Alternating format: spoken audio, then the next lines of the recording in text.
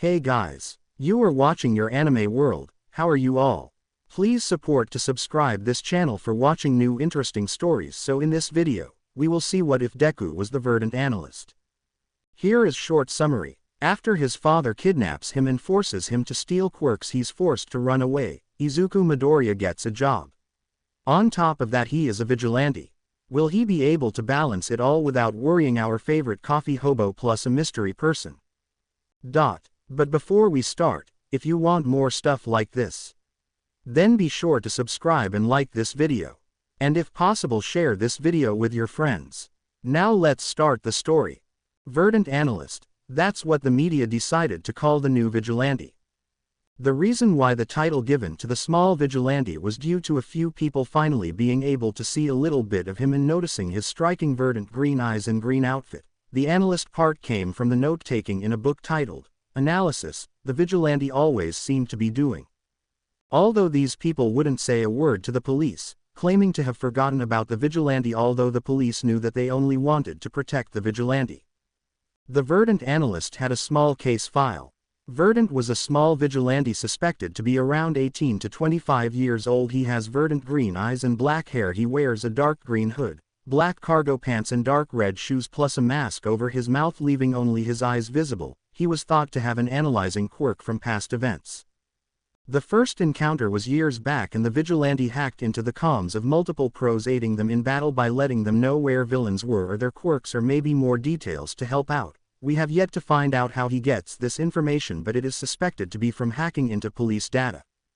BTW, his vigilante persona will come in around chapter 5. Today was a particularly bad day for little Izuku Midoriya. It was the day he was diagnosed quirkless. The ride home after the doctor's appointment had been relatively quiet, with only the sound of the radio playing in the background. Izuku was devastated but wondered why he couldn't be like everyone else. Before he could continue those thoughts, his mom had pulled into their driveway. Once they got inside their house, Inko went to start on dinner while Hisashi went up to Izuku. "How did it go, kiddo?" Hisashi asked in soft tone. Izuku didn't know how to respond. He wanted to go cry, but he responded to his father in a shaky voice. He said. "Sniff, I'm quirkless." Izuku couldn't hold it together anymore, so he ran towards his room, sniffling and wiping tears from his eyes as he ran. Hisashi's world snapped. It snapped. It snapped. He was expecting a powerful son who could be his successor and take over his work, not a worthless, quirkless idiot child. His thoughts of hate were interrupted by the child running away in tears. Stupid child couldn't do anything right. So it was then and only then Hisashi Midoriya decided he was going to go get the milk, as kids these days say. So after telling Inko about his plans to leave, he grabbed his suitcase and simply walked out the door. He had promised to send money for her so she did not have to work so much. This is what Izuku would have much rather have happened. But unfortunately he wasn't this lucky. No, instead, that day his father revealed himself as the master of the underworld, the greatest villain in history. It was that day he wished anything else could have happened, even being quirkless. It was the day Izuku was diagnosed that he realized he could never be a hero. His quirk let him steal quirks. That's it, plain and simple. However, it wasn't the doctor who had told him that. No, the doctor said he was in fact quirkless. It was his father who told him, or really he showed him. Izuku's mother was a kind soul, too kind for this world, which meant Izuku would protect her with everything he had, even if it meant being a plaything for his father. Izuku hated stealing quirks, he hated it, but when his father threatened him saying he would kill his mother, Izuku had no choice. Once a quirk was stolen, there was no giving it back, not for Izuku at least. His father did have that power, but there was no way you would ever do that. He was a villain after all. The first quirk Izuku stole was from a middle-aged man. The quirk was pretty simple, it gave you speed enhancements. Izuku hated the feeling he got every time he stole a quirk. It was like his body was filled with pins and it hurt. And just as fast as it came, it left. Another thing was, using these quirks was strange, it made him feel uncomfortable or not himself. Izuku was currently 8 years old and it was his birthday apparently. He lost track of time over the years he spent training with his father along with another kid who was older than Izuku by a few years. His name was Tamura, that's what Izuku called him. Tamura's quirk let him disintegrate anything he touches as long as he touches it with all 5 fingers. Izuku did not like fighting Tamura, but he didn't have a choice, his father didn't give him one. But today was a strange day for Izuku. There wasn't any training. There wasn't any testing. And Izuku was not stealing anyone's quirk. So this made him suspicious, of course. He understood it was his birthday. But he had never known on any of his other birthdays, and there wasn't anything special about turning 8. Then, a darker idea popped into Izuku's mind. He was probably about to be punished. That had to be it, right? He had tried to escape more times than usual recently, only to be brought back and threatened that his mother would be killed. Overtime stopped believing that threat since his father had never done anything to his mother, so Izuku took that opportunity and started to try and escape. His father came in moments later, and soon he was teleported into a living room. He recognized it. Izuku was teleported to his old house. He wasn't sure how, but he didn't ask, because standing there in the kitchen humming a tune Izuku hadn't heard in years was his mother. She was so similar yet so different from the last time Izuku had seen her.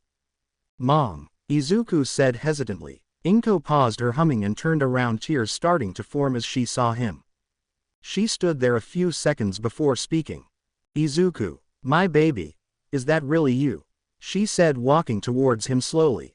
"Yes Mom, it's me," Izuku said, tears ready to spill, walking hesitantly towards her. She ran up and hugged him. Izuku wishes this moment could have lasted forever. He wants to stay like this in his mother's arms where it was safe. But alas, Izuku is never that lucky. A gunshot was heard through the neighborhood. Izuku was pale when he realized his mother was dead. Woman found dead in house after shots were fired. Approximately 8:12 p.m. July 15, 20 Inko Midoriya was found shot in her living room. Police suspect it was a break-in gone wrong, though they have not been able to identify anything stolen for the time being. They were unable to identify what gun was used in the incident, and this still remains an open case. No one was seen fleeing the scene, suspected illegal quirk usage to enter the home. Inko Midoriya's son Izuku Midoriya has been missing for 4 years and is thought to have been kidnapped when he was 4. Police believe it's time to reopen the case of her son's disappearance now that she is gone. Finding his kidnapper may lead to his mother's killer. If you may know any details regarding the incident, please contact your nearest police station. Katsuki had been having a bad day. Today was his last best friend's birthday. He went to Izuku's grave. Yes, his grave. Auntie Inko had been hesitant to declare her son as dead, but in the end, it happened anyways. Bakugo missed Izuku even if he was quirkless. They were best friends, and even though Bakugo was mean and rude, it was just because his quirk made his personality more explosive, and he knew that Izuku knew this. It was the day that Izuku had gone to the quirk doctor that he disappeared. And now that he was older, Katsuki knew that couldn't be a coincidence. Whatever quirk his best friend had gotten was dangerous enough for him to have been kidnapped within only 1 hour of being diagnosed. According to Auntie Inko, he was diagnosed quirkless, and once they got home, he went straight to his room. Apparently, there was a crash sound from Izuku's room and she heard him say, "Dad," and then there was nothing. She knocked on the door before trying to push it open, but something was blocking it. Once she managed to get in, there was no one in sight. Inko had told the police what she heard, and they thought maybe her husband could be a suspect.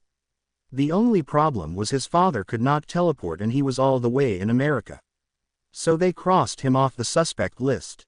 Katsuki knew that if anyone were to kidnap a child, they certainly wouldn't kidnap a quirkless one, so then why? There were too many options. He had a feeling that his friend was still out there. He knew he wasn't dead. Because why would you kidnap someone only to kill them? Well, there's many reasons, but even though that was definitely a possibility, he just wouldn't believe it. So every once in a while he popped in on Auntie Inko to see how she was doing. His parents were fine with it because they knew there was no stopping him either way. She was happy to see him always. She was happy he cared so much. And then the article came out and both of them were gone. Katsuki was furious. But one thing he knew was that it had to be the same person, so if he could find Inko's killer, then he would find the Izuku. After his mother's death, Izuku hated his father even more than he did before. And he was even more determined to escape this wretched place.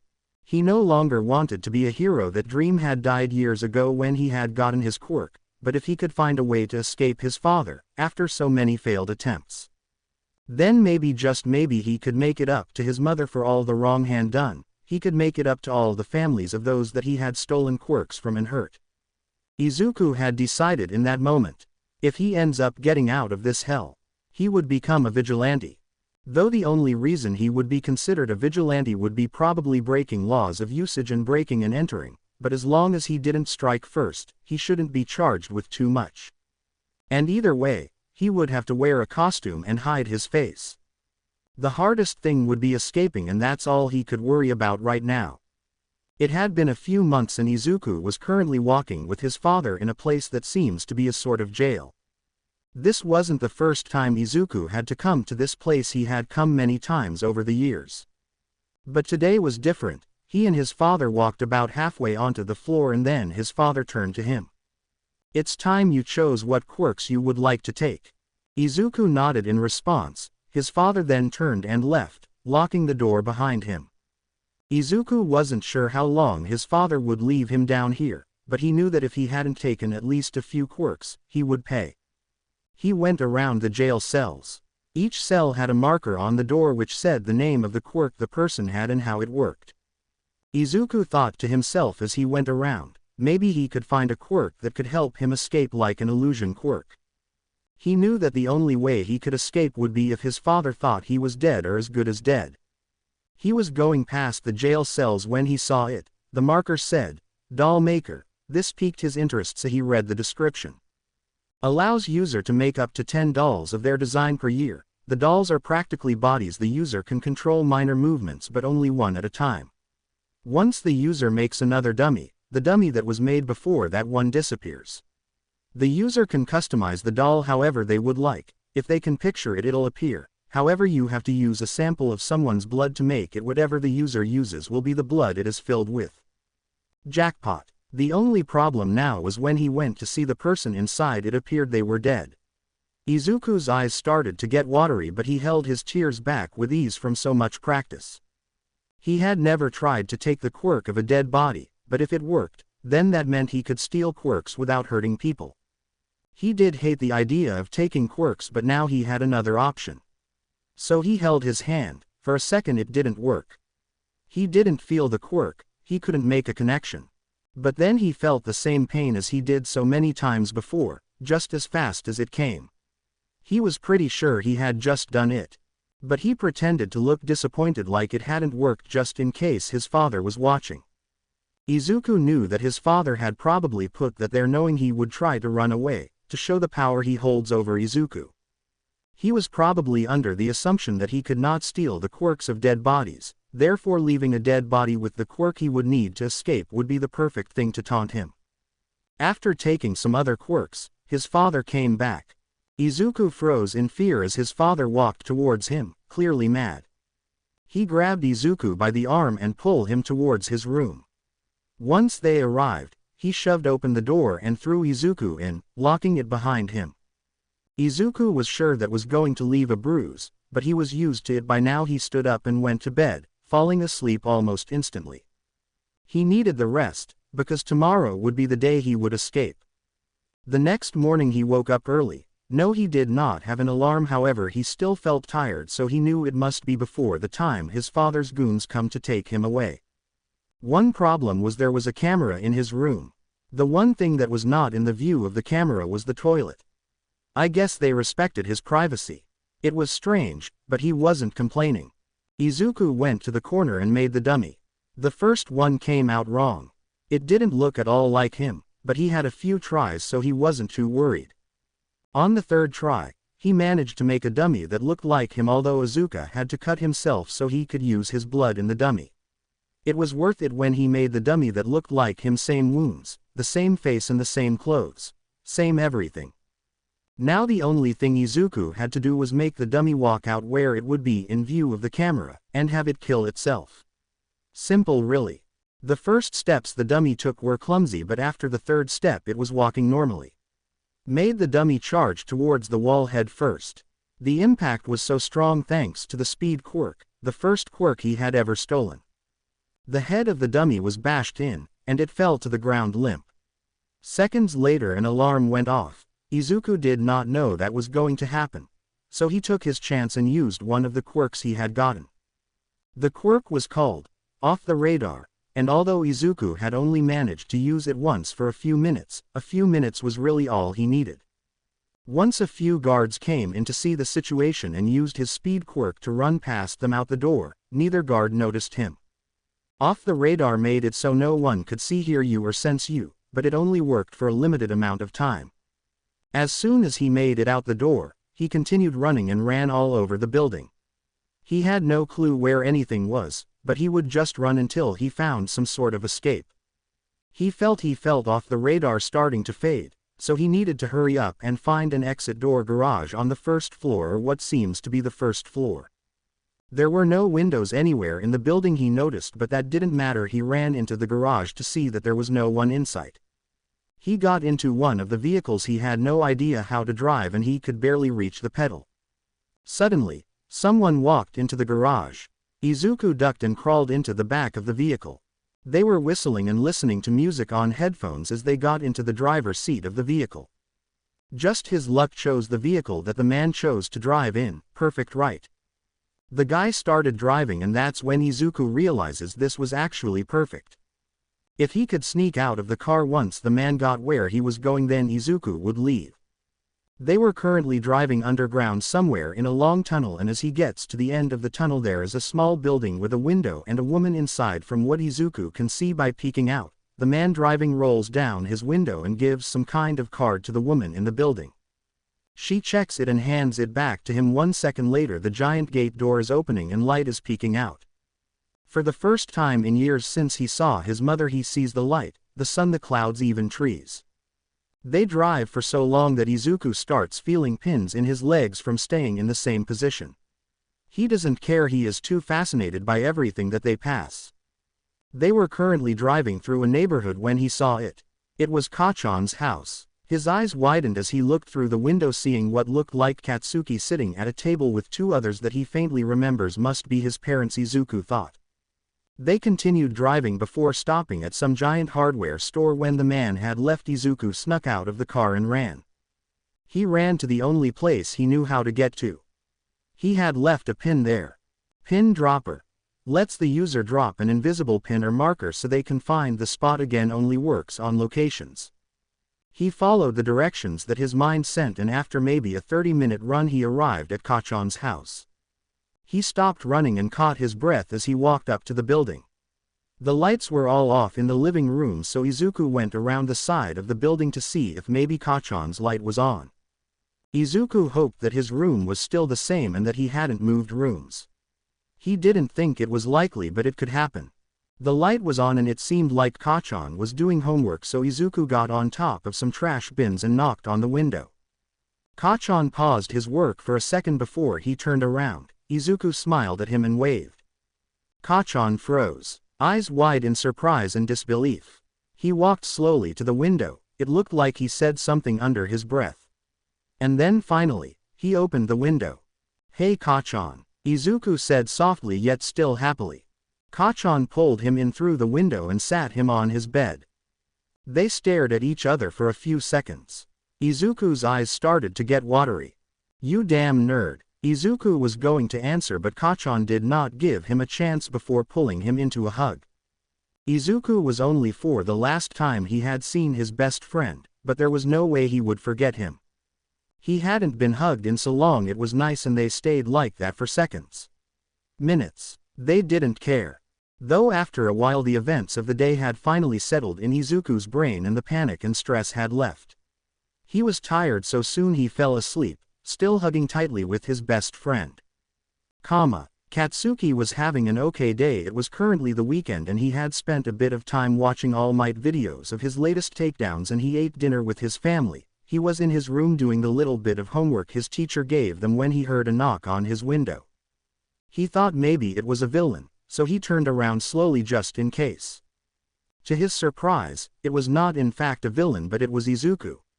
Wait. Izuku. The one who had been kidnapped. His first best friend. The one he knew was still alive. He walked towards the window. Could it really be?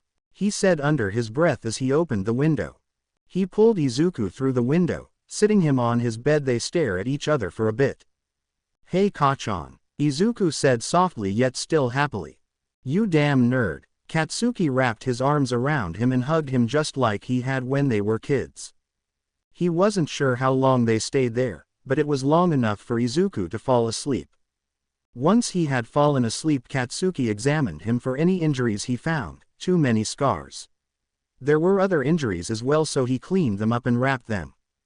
Just what had happened? Katsuki wondered. Izuku was wearing some sort of hospital gown, but it didn't look like it was from any hospital he knew. He replaced the gown with some of his old clothes since it seemed Izuku was still smaller than him. Yes, Izuku was shorter, but he was also very thin, too thin. He wouldn't tell his parents about this even though he probably should.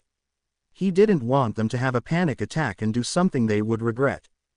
After all he could for his friend, he fell asleep in his chair thinking about anything but what could have happened to his friend. The morning came quick, for Izuku Midoriya. He had slept the best he had ever slept in what felt like and most likely was years. Kachan was already awake and he could hear the shower running. Kachan's bed felt like a marshmallow. He loved it. Smiling cat with heart eyes. Kachan came out seeing Izuku was awake. He sighed. "You need the rest. I'm happy you slept while." Izuku beamed and the boy. "I missed you Kachan." "Me too you damn nerd. I need to talk to you about something." "Your mom, she." Before he could finish Izuku cut him off. "I know Kachan. I know. I was there. I didn't do it though." Izuku said waving his hand furiously. "I'm sorry. You had to see that." Katauki said sitting down next to Izuku. "Oh, thank you for letting me borrow your clothes. I'll be leaving here soon." "But could I borrow?" "Keep them. They are my old clothes so they don't fit anymore." "Wait a second, what do you mean you're leaving? Where are you gonna go?" "Kachan, I can't stay here with you. But I'm sure I'll find somewhere. Besides, one of my quirks is a literal luck generator though it barely ever works." Izuku says smiling. "What the hell do you mean one of your quirks?" "Katsuki, keep it down in there." His mother yelled from the kitchen. Yeah, whatever old hag. You better watch your mouth brat now Mitsuki sweetheart, I thought we agreed no more yellin', shut up. Your parents are energetic. I see they haven't changed. You still did not answer my question. Katsuki said, voice stern. Well, you see, after about 2 hours of talking with only a few interruptions from Kachan, had told his best friend everything. Other than the vigilante part, but that was for another time. I'm sorry, Katsuki said, pulling Izuku in for a hug. Katsuki stood up and went to his closet, grabbing a hoodie and passing it to Izuku. You can use that, but we will go shopping together and you will get more clothes. I can tell I won't be able to stop you from leaving. I doubt you remember this, but when we were younger I promised to protect you. I failed, but I won't again, so if you need me, find me. But please try to be safe, and if you don't find a place to stay tonight, you can always come back here. You can always stay here with me. Katsuki then grabbed a notebook and pencil. You mentioned that your father made you write analysis on heroes to help him take them down. You said you liked taking notes and writing, so you can have this, but I want to write a few things for you first. Izuku looked at him curiously. I wrote my number here and I also added my address just in case. I also added your old address if you wanted to go.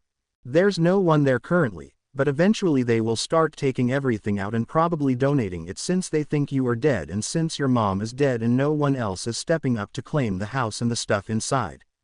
So if you want to go there and take anything, you want to do it soon. The name of my school, if you want to join my school, Aldera, of course you should come with your new identity Hanako, right? The extras at my school, they don't like quirkless, so I'll protect you. I'm sure your mom would have wanted you to go to that school because our mom wanted us to go to school together. I'll also give you my email just in case. Whoa, that's a lot, thank you. Kachan. Really? Once I get a phone or a computer or whatever I manage to get, I'll write you. So you know it's me. The code word is Rochambeau, dig me? Rochambeau. Yeah, It's random, but that way if someone pretends to be me or you have a feeling it's not me ever, then you ask what's the word. They hug one last time. Relax, have a drink with me. I'm listening to Hamilton, sorry for the references LMAO, and then Izuku is off. About 2 weeks after he had faked his death and seen Kachan, and Izuku had finally found a place to call home. It was an abandoned apartment complex, with a few others living on different floors. Izuku lived on the top floor. The others always stayed on their floor, and Izuku did the same. It was nice. Izuku started exploring the rooms. It was not even that bad. Apparently the complex was abandoned due to an apparent leak of some poison. It was cleared after a while, but the people who had lived there before did not want to come back, so it was abandoned. Apparently one of the people who had moved in on one of the other floors had set up some kind of electricity and water thing. When he asked the young girl who was 11, she responded with a short explanation. She had said that she reached out to the old owners of the place and they agreed to turn on the power and water and pay for it all as long as she didn't go to court with the truth. And as long as she didn't get money from whoever stayed there. Izuku found out later that the truth was the owner had purposefully tried to poison everyone and she had proof somehow. He found out later that his neighbors that lived on the other floors were also runaways. They were close to his age apparently, and he had seen them a few times. Once he even saw one of them wearing a strange costume. Izuku made a note of that so they could maybe hang out sometime. Izuku did need someone he could talk to. First he would need to change his appearance for his new identity, Hanako Suzuki. He was planning on just dyeing his hair black, which means he will need money. So far, even just finding a place was lucky, and he choked it up to being thanks to his luck quirk. He knew it was activated by emotion, but he wasn't sure which one. He was looking through the rooms making note of which rooms had things he could use when he saw an empty room. It was the biggest room and in the best condition. He chose that room as his bedroom. The room was nice. It had a bed that was covered in some kind of wrap. It was probably new when it got there. He found some blankets he had found in the other rooms and pillows, and he made the bed nice and comfy. He checked out the rest of the room. There was a bathroom with a shower, a toilet, a sink and a shelf. He would have to find anything he needed either in the other rooms or he would have to go shopping. There was a small living room with a table and 4 chairs. The kitchen was nice with a stove and an oven. There was even a mini fridge. There was a bunch of cabinets with a few pans and pots. By the bed, there was a little nightstand and on the other side a closet for clothes. Izuku opened the closet and was surprised to find a black bag inside. He took the bag out and opened it on his lap. For a second, he thought it was an illusion, but right there in the bag was about 40 stacks of money. Izuku's eyes widened as he counted it.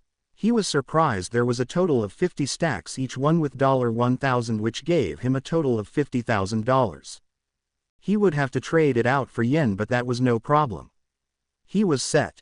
Izuku spent the rest of the day cleaning his room and taking the things he liked from the other rooms. He found a box of instant ramen in one room and found some squishmallows in another room, which she added to his bed to make it more cozy. Found some fairy lights which were adorable, so we just had to add them. He found a very nice desk made of wood in a room that seems to be the old room of a writer. In that room he also found a lot of supplies for writing, many notebooks, pencils, and pens. It was a dream. And it was such good quality. He put that in his room. He found another room that was pretty empty across from his room, so he decided that would be his vigilante base. That room connected to another room which, unlike the first room, stuff in it. It looked like a bunch of storage boxes. He opened them up, each filled to the top with rubber ducks. To his surprise they were all green and orange. Izuku thought it was funny and put it into a different room so he could use that room to keep his vigilante gear. Izuku now had his room, which was the biggest. He had his base for vigilante work, which he added a smaller desk that he had found in another room, plus a little chair. Then in the storage room that was connected to it he did not put anything other than a few closets which would be for his gear. He continued looking through the other rooms. He found a guitar still in its case. He also found some beginner's music and a guide to playing the guitar.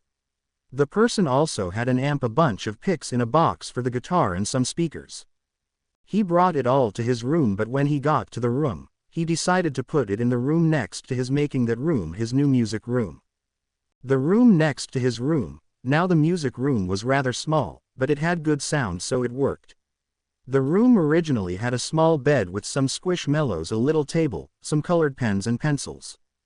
There was also a bunch of pictures of a little girl and her mother, and when Izuku saw it, it reminded him of his mother, so he took everything he did not want and put it in the farthest room, his storage room. Going through the rest of the rooms, he found some canned food and cat food and a few cat toys. Maybe he should get a cat. Maybe he could just feed the cats that lives nearby, that might be a better idea. He found a few other things, some jewelry, some cups, plates, books, clothes and more. It was getting late, however, and his wounds from the escape were not good ones. So Izuku had food, but he was currently out of bandages and ibuprofen. Izuku decided to take a $10 bill that he had found and go to the local convenience store to get what he needed. It was a quiet walk to the store with a few confused glances at him, probably wondering what an 8-year-old was doing walking around alone.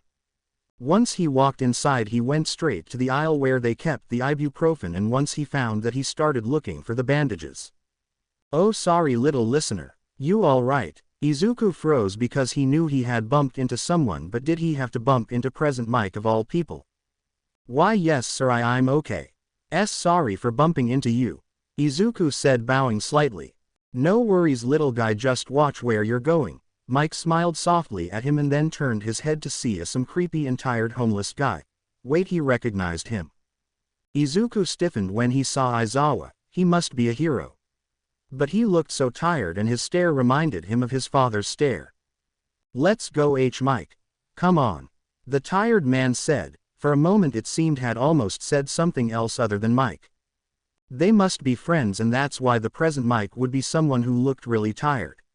Izuku thought that is why they were together, right? Mike turned to Izuku and gave him a smile before leaving with the tired man. By the time Izuku was done thinking, the two had already left, so Izuku grabbed the bandages and went to pay. After paying, he headed to his makeshift home, only stopping when he saw a cute cat, but otherwise heading straight back to his place. Once he arrived, he went to his room and put his things away. He had 1 dose of ibuprofen and put new bandages on his wounds as well. He would need to start saving the money that he already had from the bag. Hisashi and Shota were out to restock on bandages and cat food treats. When they split up to get the things separately, Shota got the cat food while Hisashi got the bandages. Shota had got the treats and food for the cats and decided to check if Hisashi got the bandages yet, or if perhaps someone had seen him and asked for an autograph. This is why they never went out in costume. The fans were not a problem for Shota since he was an underground hero, but for Hisashi it was quite annoying, and they both knew this well. Shota had finally spotted where Hisashi was, only to see a kid next to him who looked scared. Panicked. No, that couldn't be. This kid was only what? 6, 10. Let's go Mike, come on. Shit, he almost said Hisashi. He already let it slip a few times, but he couldn't have it happen in front of a child. Kids had big mouths, especially young teens. Shota knew this well. This kid, however, there was something off that Shota couldn't place and wait. Why was he in this aisle? He had ibuprofen, but it looked like he had been looking for something. Before Shota could think any more about it, Hisashi dragged him off to go pay. It's time for a time skip. 2 years later, Izuku had settled into his new home. Kachan had told him each subject he needed to catch up on for school. It was tough, but Izuku was able to learn everything he needed to by the end of Kachan's summer, with a few weeks left to apply to Aldera. Izuku had started training with his neighbors, which he found out were vigilantes. They had told him about a cafe they worked at that was for vigilantes or anyone who needed a job. The 4 kids that Izuku had learned were Amane Nakame, the non-binary one who was also quirkless. Celeste Minksu, her quirk would let whatever she drew come to life or become real. Irene Kindly, her quirk was bear, no further explanation needed. Tango Prismatang, her quirk was singsong and she could use telekinesis as long as she was singing. He started working at the Vigilant Cat a year ago and it was nice and paid well. It was a cat cafe, which was awesome. Although he made another identity for the cafe, it was worth it. Akari Manaka, sex, male, age, 18, quirk. A -8 quirk makes user appear their age -8 years. He works at the Vigilante Cat Cafe. Sometimes Kachan would come and they would hang out with the cats on Izuku's break. There was also this purple-haired kid who came every week. He always had bruises and barely talked, but it was nice to see how he got along with the cats. He later learned his name was Shinso and he apparently had been going there for years. From the $50,000 Izuku had found, he ended up using $5,000 on electronics like his computer, his phone and his headphones, which Kachan had said he should buy. He also used $5,000 on food throughout the year. He used $10,000 on clothes and shoes, as well as buying everything for his vigilante outfit plus spares. With the $30,000 he had left, he saved it to pay for some online classes on coding and some tutoring sessions, as well as first aid kits, plus he used some to buy makeup and other supplies he may need for his fake identities, along with buying weapons for his vigilante costume. What weapons Verdant uses is yet to be announced. After all of that, he was left with about $10,000, which he used as backup. For coding and hacking, he had found an online course a bit after he turned 9 and started learning from there. He knew that to be a good vigilante he needed many different skills. Therefore coding and hacking were a great place to start. Izuku had been testing his hacking skills on the cameras around his neighborhood, technically as a vigilante. But he was gonna be a vigilante and no one will know, right? Wrong. Izuku had been switching between cameras hacking as he went when he came across some guy holding a knife to a lady's throat. Izuku panicked. What was he supposed to do? He couldn't reveal himself as a vigilante yet. He didn't even have a name. Plus he still needed to train more. And he hasn't even told Kachan. He got an idea and started searching the cameras for any hero who may be patrolling the area. He was going so fast he almost missed the number 7 pro hero. Kamui Woods. Perfect. He started to hack the comms of the heroes, failing the first try but succeeding after another minute. Immediately after he hacked into the comms, he spoke. Kamui Woods. Hello. A man a block from here on street is holding a knife to a nice lady. Would you care to lend a hand? As Izuku said this, he could hear his voice getting distorted even on his end. That was good, so Izuku didn't have to worry about them figuring out who he was, yet. Kamui Woods only nodded and ran to where Izuku had told him to, probably guessing it was a pro hero or maybe an intern. Kamui took down the villain easily, tying them up and calling the police, and then he moved on, but as he was walking away, he pressed on his comm and said, "Hey you there," in a calm voice. Izuku scrambled to answer. "Why yes sir. Good job telling me where that villain was. You got a name?" Izuku froze. A name? He hadn't thought of one. He thought for a moment, then answered. "The Analyst." There was a pause which scared Izuku. Did Kamui think that he was a villain? Was he gonna arrest him? Well, he will have to catch him if that's the case, and his voice couldn't be made out over the bad quality of the audio. On top of that, Izuku had masked his location completely and he. "Okay Analyst, thanks for your help." "Wait, what did he? He just thanked me." The boy's head was spinning. He was confused. Why did the hero thank him? What? He had hacked into their comms. That was illegal. Or maybe the hero really did think Izuku a hero or sidekick or something. He tricked a pro. Maybe his father was right. Maybe he really can't do anything right. After a week the same thing happened but with Death Arms this time. Izuku was bored, however, so he was just scrolling through cams when he saw a young boy being robbed. So Izuku did the most reasonable thing he could do, hacked into the comms again and called a pro. He was asked his name again and he gave the Analyst. It wasn't a bad name, but Izuku would have liked to think about it more, but oh well, it's not like it's going to be permanent. He could still think of a vigilante name. He had time.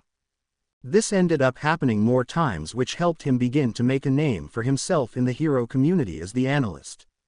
Izuku wasn't too proud of it since it was illegal, but no one seemed to question him, until someone did.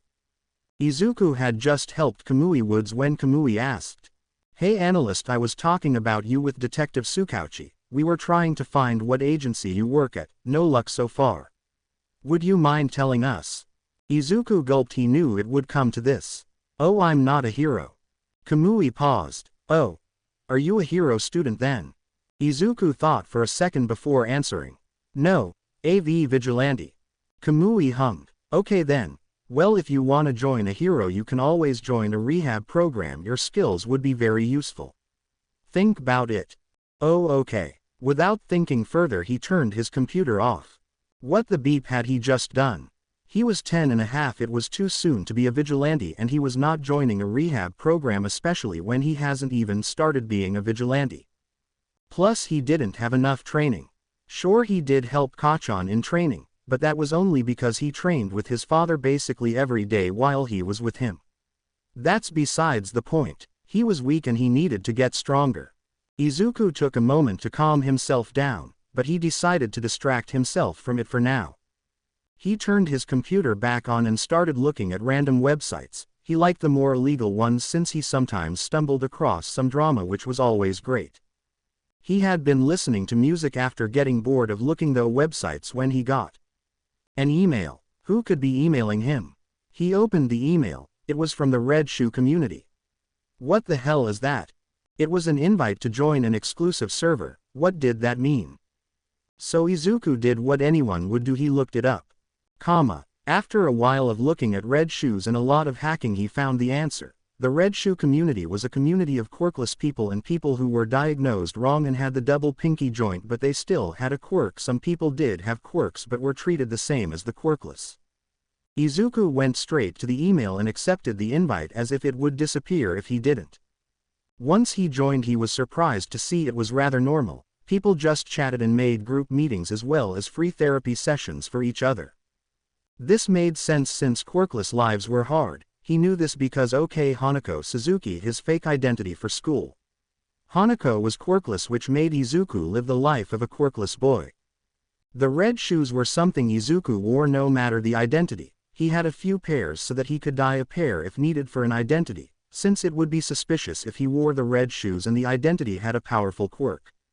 The red shoes also fit better since he did have the extra pinky joint. His quirk was just unique, and though it was rare, it did happen. As he continued looking through the website, he noticed they also had videos on self-defense and fighting techniques. The comments said that if you followed the videos and practiced and trained every day, then you would be at a pro level by 3 years. Izuku knew he would have to start doing that, but for now he would wait to start till summer. At least he would be done when would be almost 14 when he would be done, which would be perfect so he could be ready to start his vigilantism right as Kachan was going to hopefully go to UA. On the server there was a group chat for each age group and chats to find red shoes near you, which is a cool way of saying quirkless people. Izuku found out that was a way to see who was quirkless. This server was very hard to hack into and was well guarded, so it was perfect for quirkless. Now when Izuku went out, he saw the world in new eyes. He noticed more. He started looking at people's shoes more. He found that they were actually more common than Izuku thought, and he found himself waving at a few of them, earning a smile in return. Izuku felt nice. He was more happy to know that there were other people out there than he had thought. 1 week later, Izuku had just accepted his first group invite from the Red Shoe community for all the newer people on the server, so he decided to go. The meetup was at one of the trusted locations. The trusted locations they had were normally family businesses run by families didn't judge or were similar to them. Another type of trusted location could be a park or maybe one of the houses of the many people on the server. Izuku had chosen to go to the meeting closest to where he lived, which was a 20-minute walk to a small cafe named Quirky Coffee.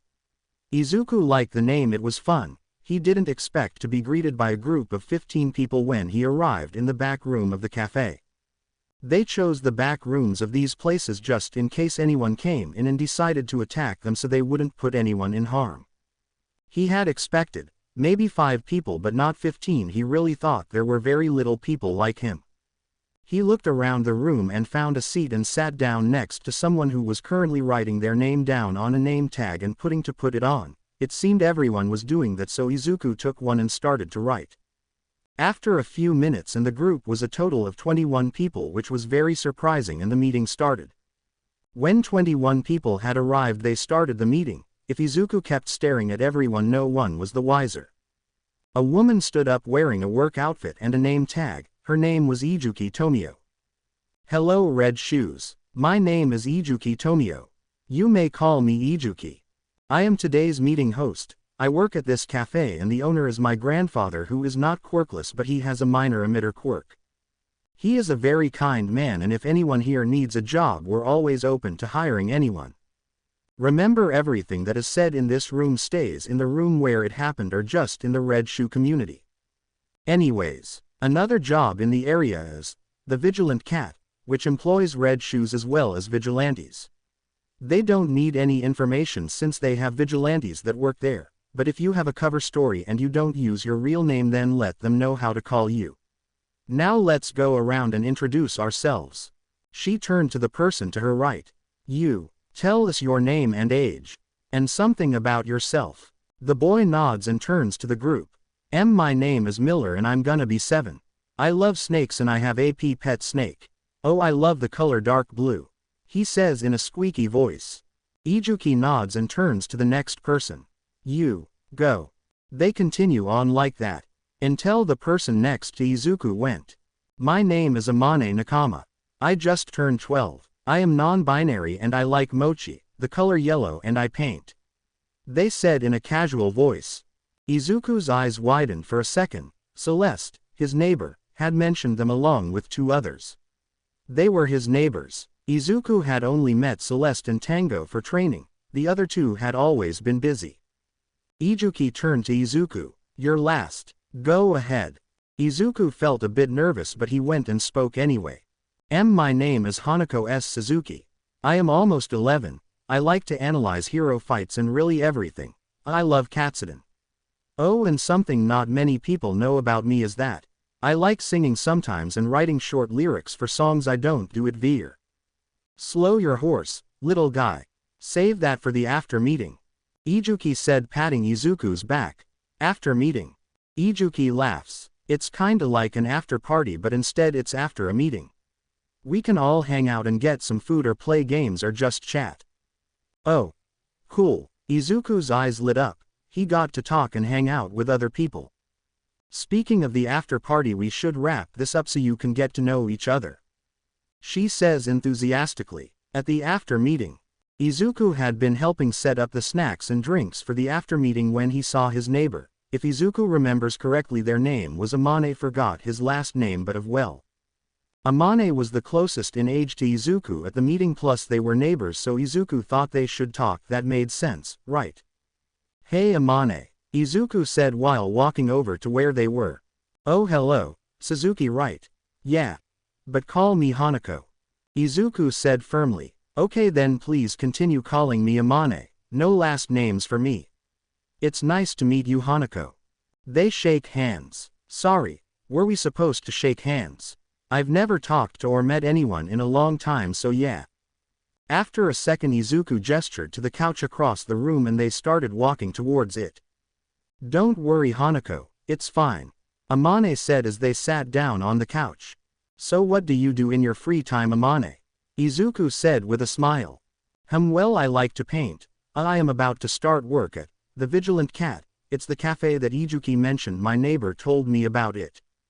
Are you gonna be a vigilante? Izuku half whispered. Well, I already am, and it doesn't matter if others in the Red Shoe community know. By the way, remember, everything you learn stays with the Red Shoes. Besides, I'm not telling you which vigilante I am. Huh, well that makes sense. Oh, right, I work there too at the moment. My neighbor also recommended it to me as well. By the way, we're actually neighbors. I've heard your name from Celeste and Tango along with another girl's name, Irene. Anyways, I normally stay on my floor but I sometimes do short training sessions with Celeste and Tango. They told me they are also vigilantes. Oh right, I am gonna start vigilante work soon hopefully, although I already help though hero comms. And so, yeah. Amane sighs. Oh that's cool, yeah, come to think of it they did mention you. Huh, I can't believe I never even saw you. And you haven't met Irene yet. I'll have to introduce you later on. And for the job, I've known about it for a while. They are always hiring since not many people want to work there if they aren't Red Shoes or vigilantes. Well, it'll be fun working together. Plus we should hang out more. We are neighbors, ya know. We could hang out all of us since we do live in the same building. It'll be fun. Izuku says, the stars in his eyes bright enough to put the sun to shame.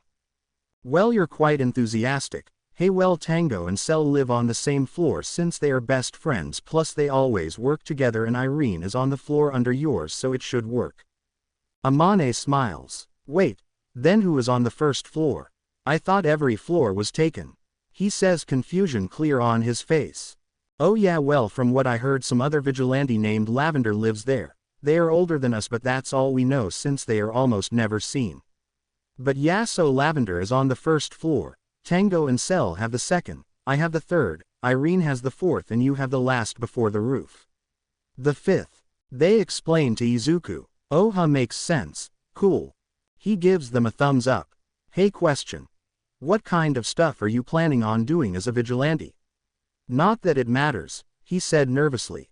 Oh well, so you know how Cell and Tango are vigilantes. Oh right, Irene is also one. She is new though. Hanako. Izuku nods. He didn't know about Irene, but it's good to know. Well, I'm going to help them. We're gonna be kind of a team. We'll really wear separate vigilantes, although Cell and Tango almost always work together. That's besides the point. Well, we all work together on occasion. If someone needs backup, someone is always there. We all have comms on our vigilante personas just in case, or if we do some big mission together. Maybe if you come over sometime we could give you a comm, so if you wanna team up we could. They say, barely stopping to breath. Wow, that's handy. It is good to have support. If you have another comm that I could use, then sure. Sounds good, Izuku says excitedly. Sounds good. Oh right, I totally forgot you were telling you about what I do for them, huh? Sorry. No problem. Don't worry about it, I do that sometimes as well. He says, smiling. Cool, thanks man. Well anyways, I guess I am the kind of the behind-scenes crew in a way. Well, I have a bunch of equipment to hack and stuff, so I normally help them find crime and tell them where to go. Sometimes I look things up. Sometimes I turn on sprinklers or smoke bombs that I hid basically everywhere in our patrol area for quick escapes. It's all fun, even if I barely go outside to patrol in person. Wow, you've gotta teach me your ways. I only have minor hacking skills and I only hack hero comms and cameras normally. Sure, sounds good. Izuku stands up on a chair. Hello Red Shoes. I hope you had a fun time. Thank you for coming and I hope to see you all soon. I now declare this meeting adjourned. She jumps down from the chair and opens the doors, letting everyone one out. Hey Amane, wanna walk back together? Izuku says as they walk together out of the cafe. If you can lead the way then sure, I came on the train. Sure. It's this way. Izuku says, walking in the opposite way of the station. So you got a favorite hero? Izuku said, excitement in his tone. Well, heroes don't help the quirkless much and many heroes are fake. However, there are some real ones. My favorite is Eraserhead. What about you? They says, shrugging. Wow, I love Eraser. I have even worked with him over comms a bunch. But I would say All Might maybe. But there is really so many heroes it's hard to. Izuku says, catching himself from rambling too much. Sorry. Amane shakes their head. No, don't worry, it's totally fine. They arrive at the building. Since you seem to know the others better, would you ask them to meet up on my floor tomorrow at 1 p.m? Izuku says as he started up the stairs. Yeah sure, I'll text the others. See you tomorrow then. Hey, you want my number? Just we have each other's numbers. No, I'm okay. I'll contact you. But how? It's a secret. They laugh, then Amane smiles and they head onto their floor while Izuku continues the rest of the way to his floor. Hey mom, you home? I just got back from the cafe. Phew, she's not home. He goes to his room, setting his backpack on the floor. It is currently 9 p.m. and it's not like he would be able to sleep tonight like usual, so he decides to listen to music until he may fall asleep. It was 1 a.m. when his foster parents got home, slamming the door open. That action would have woken him up if he was actually sleeping, but since he couldn't, he was still very awake. His foster parents were most likely drunk, so it would be best for him to stay in his room unless he wanted them to put the muzzle back on him after he went through all the effort of taking it off. After about an hour he finally managed to fall asleep. Hitoshi, get your ass out here, you have school. Hitoshi gets up quickly since his alarm had failed him once again. He quickly got his school uniform on and grabbed his backpack already packed from the day before. The door slams open. Come on brat. He nods and rushes out of the door. Once he is out, he rushes down the stairs of his apartment and starts towards his school. His foster mother was always getting him out of the house as early as possible, and left before he was home. His foster father however left for work early and then came back with her. He started taking small amounts of money when he could so that in the morning he could go get food. And also so at the end of the day he could go to his favorite cafe, the Vigilant Cat, which was open 24/7. Hitoshi was surprised that those who worked there looked surprisingly young, which made him wonder if he could get a job there sometime. Hitoshi just got an onigiri when he saw a group of cats around some kid. He looked familiar. Oh, he was feeding them. Hitoshi went over to feed them since he always carried cat treats for situations like this. His uniform, oh, this kid was from Aldera. That made sense, it was the one of the closest schools in the area other than his school. Oh, hello there, the black-haired kid said cheerfully. He waved back to him, since that is what he had been taught, never talk unless he wanted people to hate him.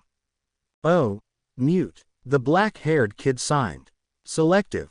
He signed back. He was now glad he had learned a bit of sign language. Oh, okay. Well, I'm Suzuki Hanako. Nice to meet you, Hanako said happily. Shinso Hitoshi. He signed. Do I know you? I don't think so. Hitoshi checks the time. Oh shit. He was going to be late. Oh no, and he just talked. He turned to Hanako to see him smiling. You have a nice voice, you should talk more. He checks his phone and sees the time. Oh, I see, you're going to be late. He mumbles. Well, me too, but it's not like anyone will care. Lol, I'll see you around, Shinso, he says brightly. Call me Hitoshi. See you later. He signed. Wait, had Hanako just said lol out loud? Oh, okay, Hitoshi. You can call me Hanako. And since names are hard in sign language, you can just sign my name as Eclipse since that is my sign name. Hitoshi gives him a thumbs up and they go the opposite ways to their schools. It's only when Hitoshi arrives in the classroom that he realizes something is wrong. He must have missed whatever it was the teacher had said, but that's fine since they didn't. That's not his teacher. Who the hell even is that? A homeless man. His teacher is nowhere to be found. Everyone is quiet. This guy must have done something. Maybe it's his quirk. The bell rings and after a minute of sitting in absolute silence. Hello class. The class straightens. The man smirks. Why was he wearing a scarf? It wasn't that cold today, was it? As I said before class, I am not a substitute.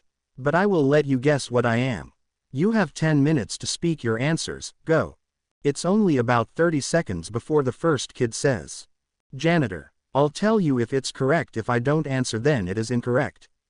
Some other kid asks. Are you an undercover police officer pretending to be a homeless man? No answer. Hitoshi thought that girl should at least get a point for creativity. What could he be? He thought to himself as he listened to some other responses while the man stayed silent. People said so many things, but it was when the kid in the front row who had some intelligence quirk said, pro hero. That Shinso finally thought of it. This guy was an underground hero. How did Hitoshi not notice? He wanted to be one himself. Underground hero. He signed hoping the man knew sign language. Correct. The man said, smirking at Shinso. The class erupted with questions since they didn't know sign language and they didn't know what he said.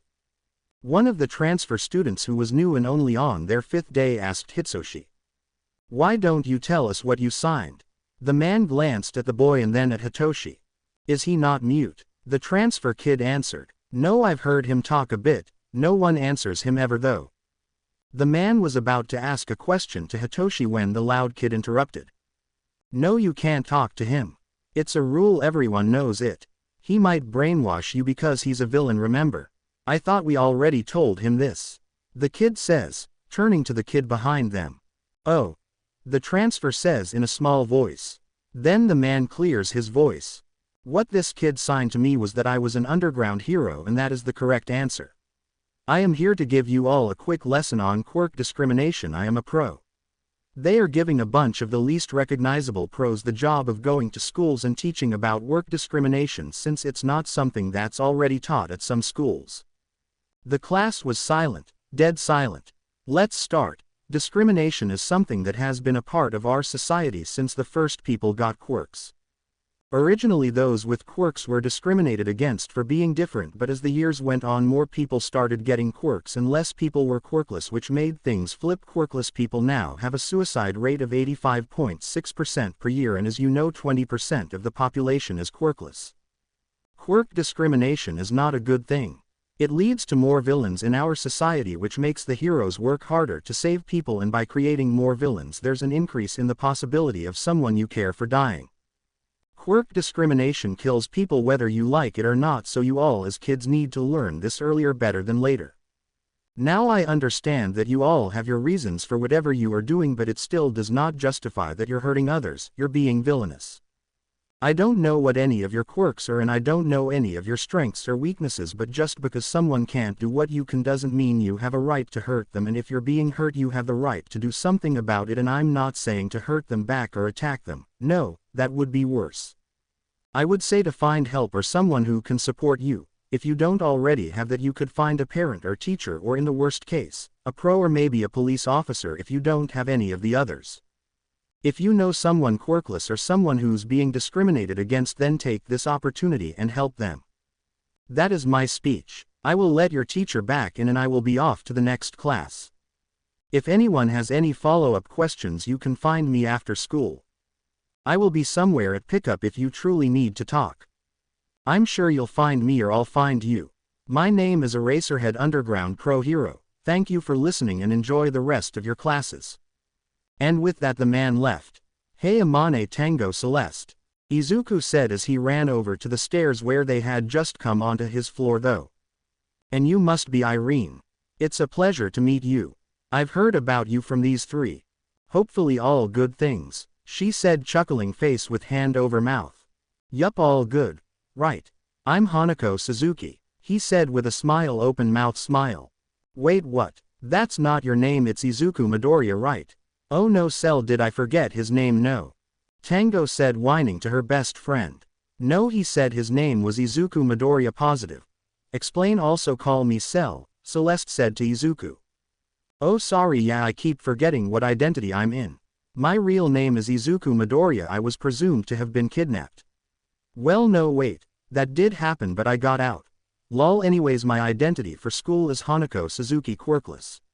For the vigilant cat, I am Akari Monka quirk -8 makes me look 8 years younger than I am, that's obviously fake. He said like it was common knowledge. I was gonna say that I like your hair dye, but I'm now assuming that's your original hair color. Amane said in a silly yet surprised voice. Wait a sec, are we we're all working at the Vigilant Cat together? OMG, you should have told me, Tango, Irene said, dramatically flopping backwards onto Tango as they followed Izuku to his comfy room. BTW, Izuku already knows their quirks and that Amane is quirkless, but pretend he didn't know Irene's quirk since my dumbass forgot. I'm sorry. Izuku looked at Irene, seeing her ears and small tail, she looked like a bear. Was that her quirk? Hey Irene, question, he said as they all sat on the cushions, bean bags and couches. Izuku sat on the small couch, Irene and Tango on the giant bean bag together, and Cell on a smaller bean bag with Amane on a cushion next to her. Yeah, what is it? She said, tilting her head in confusion. What's your quirk? Is it some type of bear quirk? Oh yay lol, my quirk is literally called bear. Well, brown bear, but whatever. Anyways, so my quirk gives me claws that are retractable, great hearing, great strength, and I'm a bit better at climbing than average. Oh. I can talk to brown bears, though I've only met one. Lastly, I can turn into a brown bear, but that takes a lot of strength, so I use that as a last resort. And yeah, that's a basic rundown, she says, pointing to her nails to show them retract and pointing to her ears as she mentioned her hearing. That's awesome, he says clearly in awe. He was about to start on rambling when Irene interrupted his thoughts. Sue, I have a question for you since you asked me one. Huh? Oh okay, shoot, he says, mind still racing. You know that Blondie, the one you keep bringing to your floor, are you two dating? She says excitedly and surprisingly fast. What? Me and Kachan dating? What? No, of course not, he's my best friend. We've known each other since forever. It would be weird anyways if we did date each other. He says, embarrassed. Oh, so you have thought of it? Irene says suspiciously. It's like they say friends first then lovers. Or something like that, I forget. Ha. Tango says supportively after Irene. PSSSTT Cell. Can you draw some popcorn? Pretty sure this is about to get good, thanks. Amane whispers, saying thanks after Cell gives them the popcorn. No problem. Cell whispers back, do you like this Kachan kid? She says teasingly, his name is Katsuki Bakugo, he says a bit annoyed, I'm the only one who calls him Kachan. He mumbles. Somebody's protective, she says, Tango looking intrigued and starry-eyed at the new info. I've only seen him a few times, but I can already picture it. OMG fearful, Tango said and then turned to Irene so they were facing each other. Ship, they said in unison. They talked for hours and hours, until it was 2 a.m. and they all decided to go get some rest. Izuku had learned more details on the quirks of Tango and Celeste, and he learned other things as well. They gave him comms so that if he needed it he could call her back up from any of them, or if they wanted to join patrol or meet up or anything as vigilantes.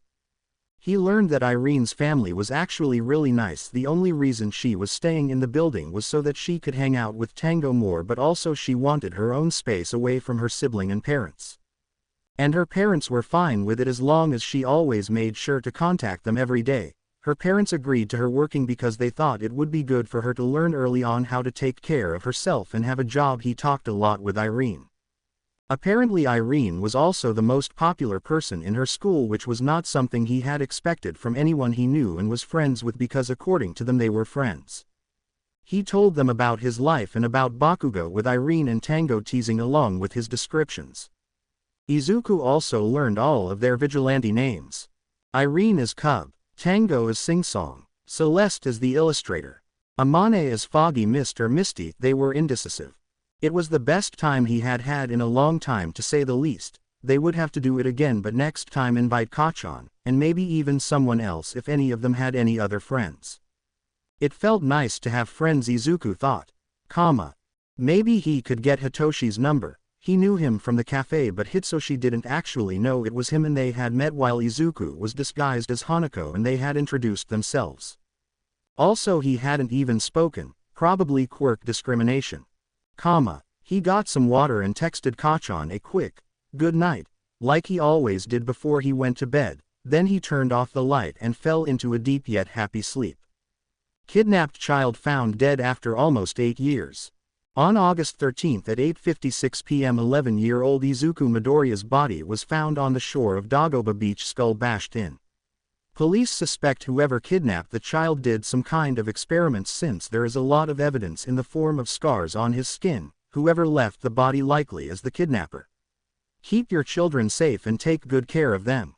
This kidnapper is still on the loose.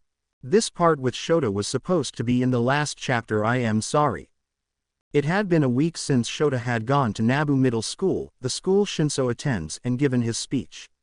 In this week he had seen the purple-haired kid 3 times. The first time was when he had just started his new patrol route. He had seen the kid walking around in his school uniform. Normally that would be fine, but in this case it wasn't, since it was 5 a.m. when this kid was out. Most schools in the area started around 8 a.m. The second time he saw him, the kid was talking to someone else who looked his age. They were both wearing school uniforms, though the uniforms were different, so they likely went to different schools. So maybe they were just friends out of school. They were feeding cats together and chatting. It was 7 a.m., so a little bit later than the first time, but the kid looked so tired he figured he must have gone out around 5 a.m. again. The last and most recent time he saw the kid was during a later time of his patrol. It was 12 on a Saturday.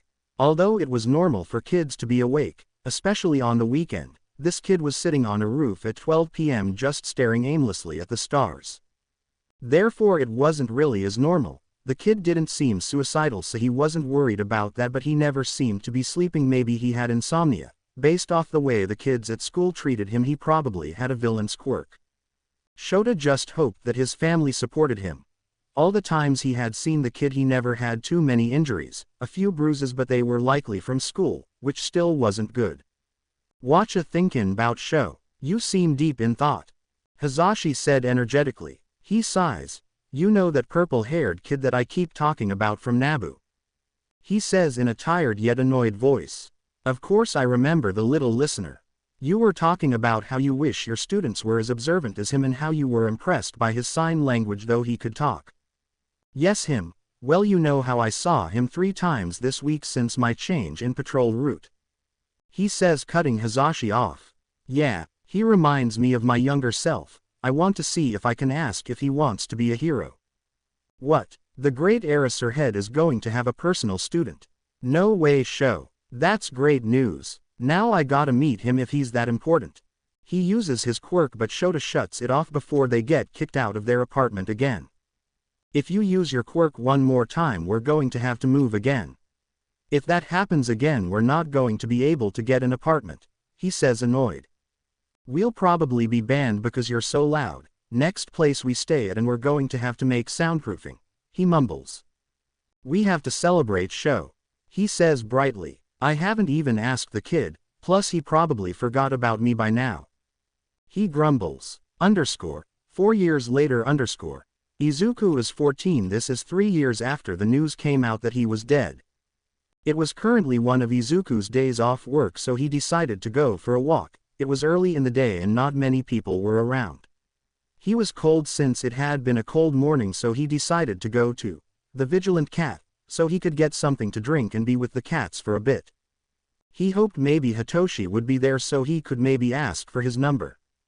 It had been years since their first meeting and they had talked a lot before each school day, though they never ended up seeing each other during the summer. Though Hitoshi had used sign language until 2 years ago, now he was finally speaking normally. He explained that he never spoke because he was worried about his quirk affecting others or that Izuku would treat him differently because of it. He had only started speaking after Izuku had told him he was quirkless. Maybe he felt more comfortable knowing that they were probably going through similar things. Well, he would probably never know. Izuku found that Hitoshi was an insomniac, but also that his foster parents made him get out of the house really early. That only meant that Izuku was even more determined to become his friend so that he could help him find a better foster family or hopefully get adopted by a good family. Thank God his luck quirk was still working. He would enjoy it while it lasted because he knew that once it stops giving him luck most likely everything will go wrong, since that's how it worked. It gives you luck for a while, but once it reaches its max it'll switch and give you bad luck, and it's constantly turned on. Bad luck can end up being good luck, but normally that is not the case.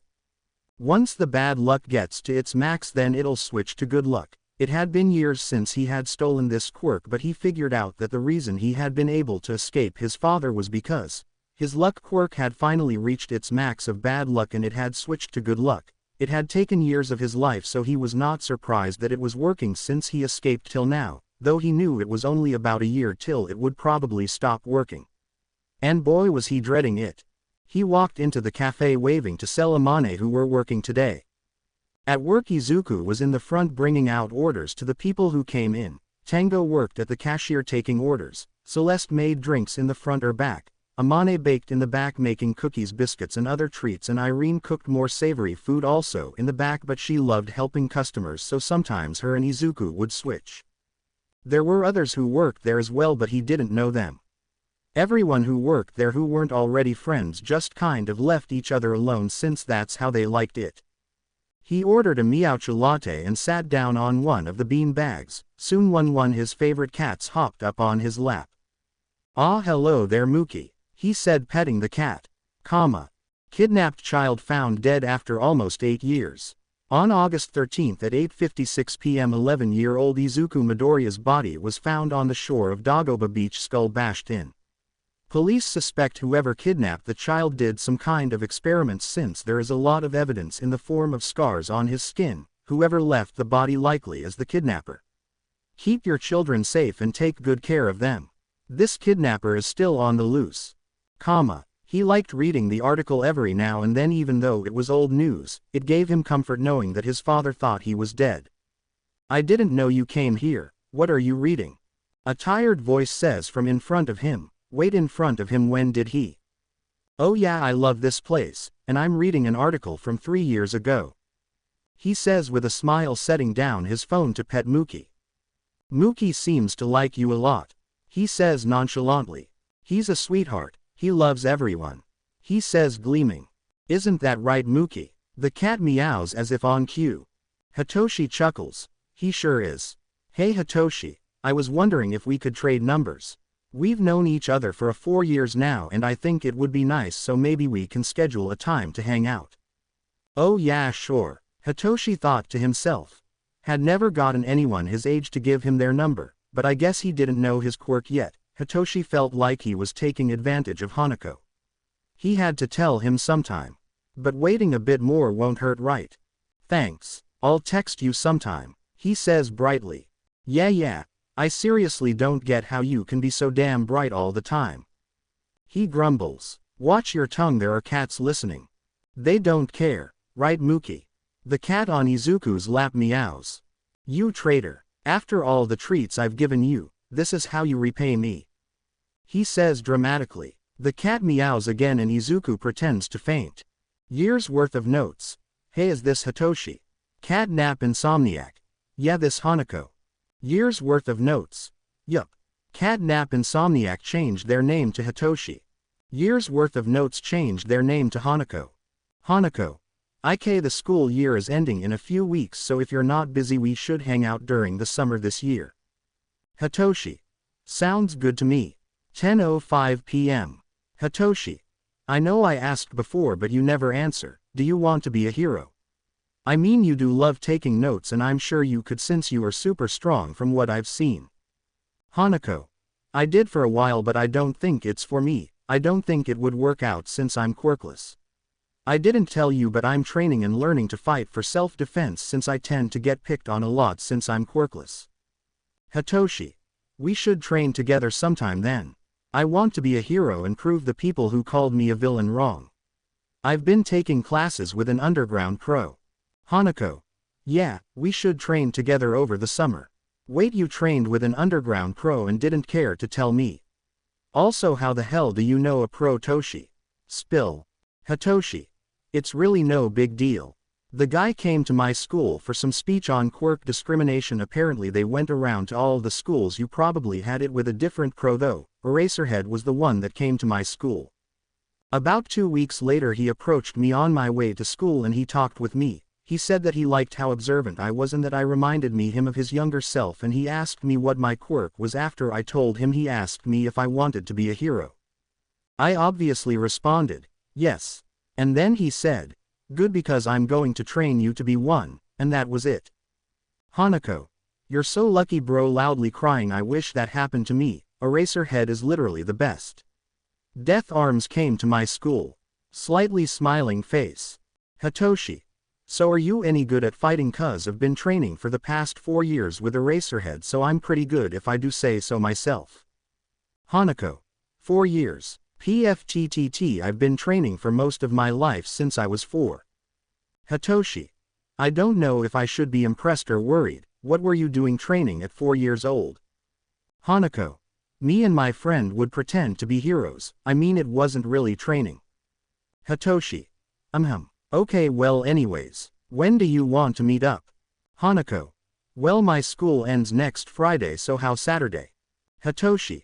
Sounds good. My school ends Thursday, so that works. Thumbs up.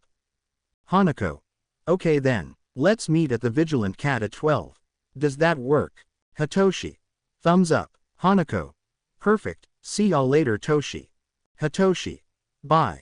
Today was the last day of school for Izuku and Katsuki. Izuku had hoped they could spend the day together celebrating, however Kachan was busy with his family, which meant they went different way home. He was walking down an alleyway when suddenly he sensed something behind him. By the time he turned around it was too late, he was already engulfed in the slime creature. Different house, different location for attack. He struggled to get out or pull it away, but he couldn't, and soon the sludge was going down his throat, not letting him breathe in any way. It was horrible. He was trying to yell but he couldn't. Don't worry, I'm just taking over your body. It'll be easier for both of us if you don't fight back. It'll only hurt for a minute, you'll feel better soon. The sludge monster villain said. I can't breathe, he thought as he tried to grasp onto the sludge. Grab all you want, my body is made of fluid. Thanks for the help, you're a real hero. The sludge villain said. Weak. I think I'm dying. I didn't know he was in the city. I got to get out of here fast before he tracks me down. My body is getting weaker. It like that one time. With my father. He said to let your body go limp and bang. Have no fear, you're safe. Now that I am here, that is, Texas SMASHHHH. As that, all might, comma, he opens his eyes. Hey, wake up. Hey, oh. Thought we lost you there. Ah, well, looks like you're moving around all right. Sorry about that back there. I didn't mean to get you caught up in my justicing. Usually I pay more attention to keeping bystanders safe, but it turns out this city's sewer system is pretty difficult to navigate. Ha ha ha ha ha. Anyway, you were a big help. I have captured the evildoer. All Might hold up a plastic bottle with the sludge inside. The most amazing hero in the world, All Might, the real thing in the flesh, standing right in front of me. He looks so much cooler in person. Holy crap, I gotta get an autograph. I got a pen. Have a pen somewhere around here. He sees his notebook. Please sign my notebook. Ah. He already did. Thank you so much. This will be a family heirloom for generations to come. Uh-huh. All Might says with a thumbs up. Well, I got to get this guy to the police so they can take care of him and stay out of trouble. See you around. Wait, you're leaving already, he says, standing up. Pro heroes are always fighting time as well as enemies. He says, getting ready to jump and leave. He can't go yet. I still have so many questions I have to ask him.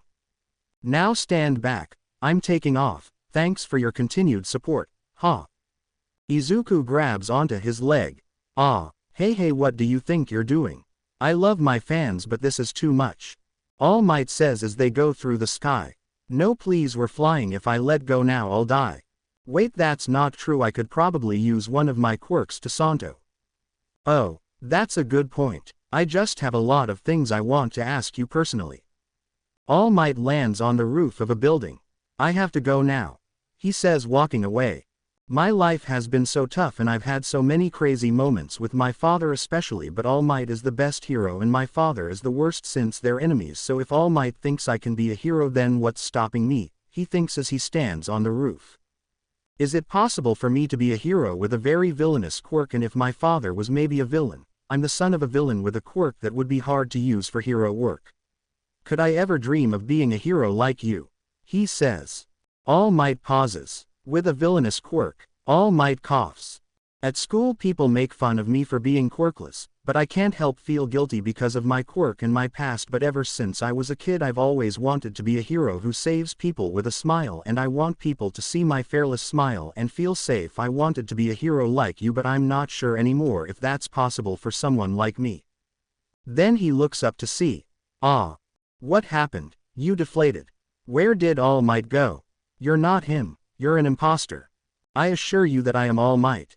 Then his mouth drips blood. You know how guys at the pool are always beeping it in and flexing to look buff? Well, I'm kind of like that. This can't be real, he says, surprised. All Might lifts his shirt up to show a giant scar. Pretty gross, right? I got this in a fight 5 years back. My respiratory system and stomach were completely ruined. I lost my whole stomach. All the surgeries have pretty much worn me out. It can't be fixed. Right now I can only do hero work for 3 hours a day, so the rest of the time this is what I look like. No way. 5 years ago. So does that mean it was the fight with Toxic Chainsaw? Wow, you know your stuff, but no, that man landed some hits but he couldn't bring me down. Most of the world has never heard of this fight. I did everything I could to keep it under wraps. I'm supposed to be the guy who's always smiling, right? And the symbol of peace. People everywhere have to think that I'm never afraid. But honestly I smile to hide the fear inside. This job isn't easy. Pro heroes are always having to risk their lives, and you can't kill villains as a hero, you also have to save people. So can you be a hero with a villainous power? I would say no, because people need to have someone they can look up to and feel safe. A villainous quirk would do the opposite. If you really want to help people, there are plenty of other ways to do it without using your quirk. It's not bad to have a dream, young man, just make sure your dreams are attainable and realistic. With that, All Might leaves, leaving Izuku on the rooftop alone. What was that? A villain? Ha, just like me. Maybe it would be better. Wait a second. That sounds like Kachan's quirk. Izuku runs and starts jumping from the rooftop to rooftop. He is really grateful that he had been training for the past 4 years and a bit grateful for his father's gruesome training, but that didn't matter. Once he gets to the closest building to the explosions, he sees it, the sludge villain. It must have escaped when he grabbed onto All Might. Beep. He runs down the fire escape using his speed enhancer, and starts running to help. Kachan was yelling and making explosions trying to escape from its hold. And the heroes were standing by doing nothing. Wait, what the hell? Why weren't the heroes helping? Not the time, not the time. He dashes towards his friend, throwing his backpack at the villain and then punching it a few times with no effect. What are you doing here, you beeping nerd? Get out of here. Kachan yells. No, I'm not going to leave you. On the count of 3, make as big an explosion as you can. Don't worry about me, I'll be fine. Izuku pulls him from behind as he makes an explosion towards the villain. Izuku pulls him away and they run to the sidelines. The opposite of the heroes. As they left towards an ally, All Might went to put the villain in a bottle again while it was still stunned. They walk into the ally and stand in silence for 2 minutes until... What the beep? You could have been hurt, and you could have died. Izuku snaps back, running into him and hugging him tightly. This seems like the perfect place to tell him. Izuku thinks, pushing Katsuki away so he can speak. By the way, I'm not going to be a hero, I'm going to be a vigilante. Silence. What? You can't just say that out of nowhere, and this is not the time nor place. Katsuki says, taking a step back so he can look him in the eye. Well, you never know if something like this is going to happen again, and so I don't want to lose the opportunity. I was planning on starting soon, that's why I've been training so much with you and my neighbors, and I'm going to start training with Hitoshi.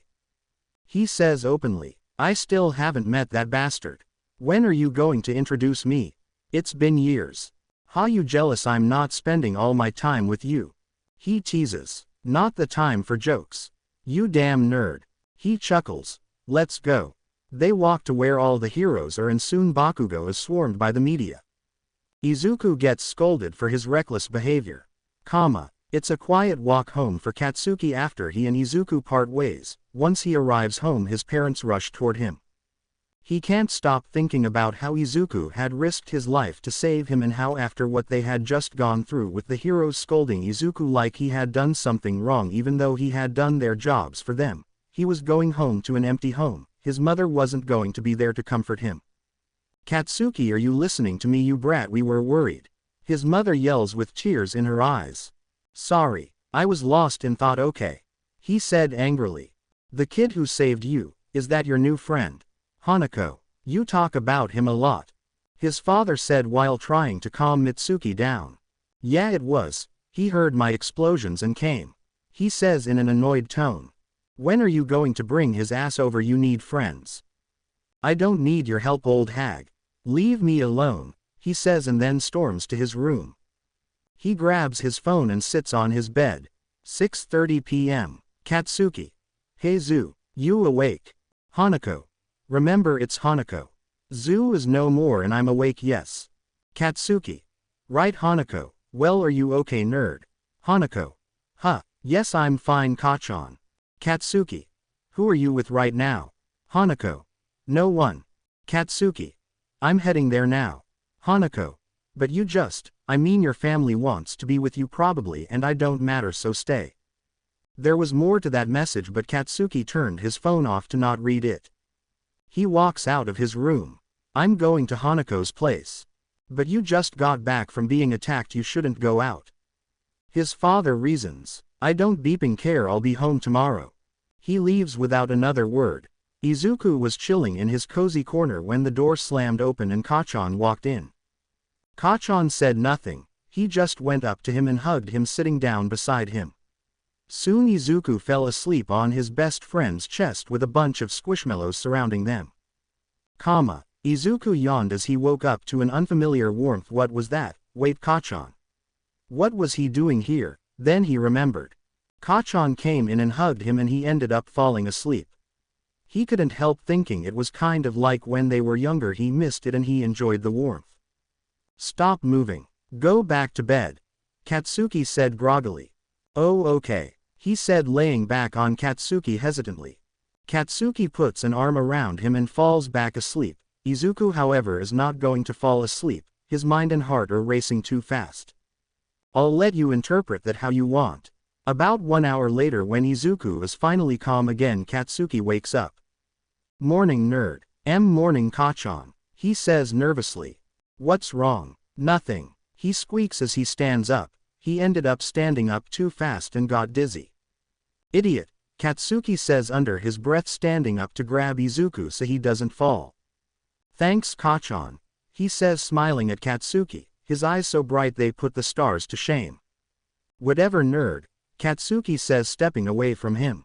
I hope he looks at me and thinks shit he's so pretty. Wait, what am I thinking? I'm not gay. Why would I think I'm not gay? What's wrong with me? Shit am I? But no, I'm not. Well maybe. Wait, I never did like girls and what's going on? Those eyes are so pretty, it's like I'm falling deep into them. Man, he is so cute and beeping adorable, I just wanna cuddle him to death. And you good Kachan? Izuku says looking up at Katsuki.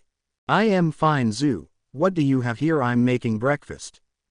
Not sure, you can check the fridge and pantry, you know where everything is. Oh, can you make katsudon? Sure, he says, interrupting Izuku and not letting him finish. You're the best Kachan, he says smiling. Somewhere else. Irene and Tango make eye contact. Something just happened. Tango says. I think we just sensed our ship starting to sail, Irene says, smile widening comically. They grin widely at each other. Later they may or may not have had a small dance party in celebration. Once Katsuki got home, he went to his computer and looked up. Am I gay tests. He did about 23 different tests, 19 of which were positive, the other 4 said he was beep. Vigilante will come in next chapter SRY. Though I may have that next chapter ready by Friday, no promises.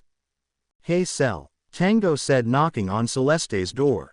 Come in, she says, standing up from her seat. Guess what today is? Tango says excitedly. Huh, what? Celeste says, confused while she thinks of what could be so exciting today. It's beep day. We gotta tell Izuku, she says, jumping up and down. Seriously, he only recently told us that he was bi, so I'm not sure if we really should. Nah, let's go, she says, grabbing Celeste's arm and pulling her out the door and to the stairs. They arrived on Izuku's floor and went to his main room, knocking on the door about 10 times before they heard footsteps. Izuku opens the door. Oh hey Cell, hey Tango, did you two need something? He says, opening the door for the 2 girls, letting them enter. Yes, they said in unison. Oh okay, what is it? He said as he sat down at the table with them. Well, today is greater than beep day. And well, it was beep awareness week this week, but I found out today. But anyways, we need to celebrate, Tango says brightly while Cell smiles at them both. I mean, that sounds good and all, but what do we do? Plus I only just found out that was bi, even though Irene was surprised that I didn't know, and the only reason she knew was because I have mentioned liking girls, and then she saw that I liked Kachan and I always thought he just liked Kachanasa best friend or something, and I mean. Hey, let's stay on track Izuku, Celeste said, cutting him off of his ramblings. Well, since you haven't actually gone out as a vigilante yet, today could be your first time and we could all go with the 3 of us and we could do something big to show we're bi. Tango says in a silly tone.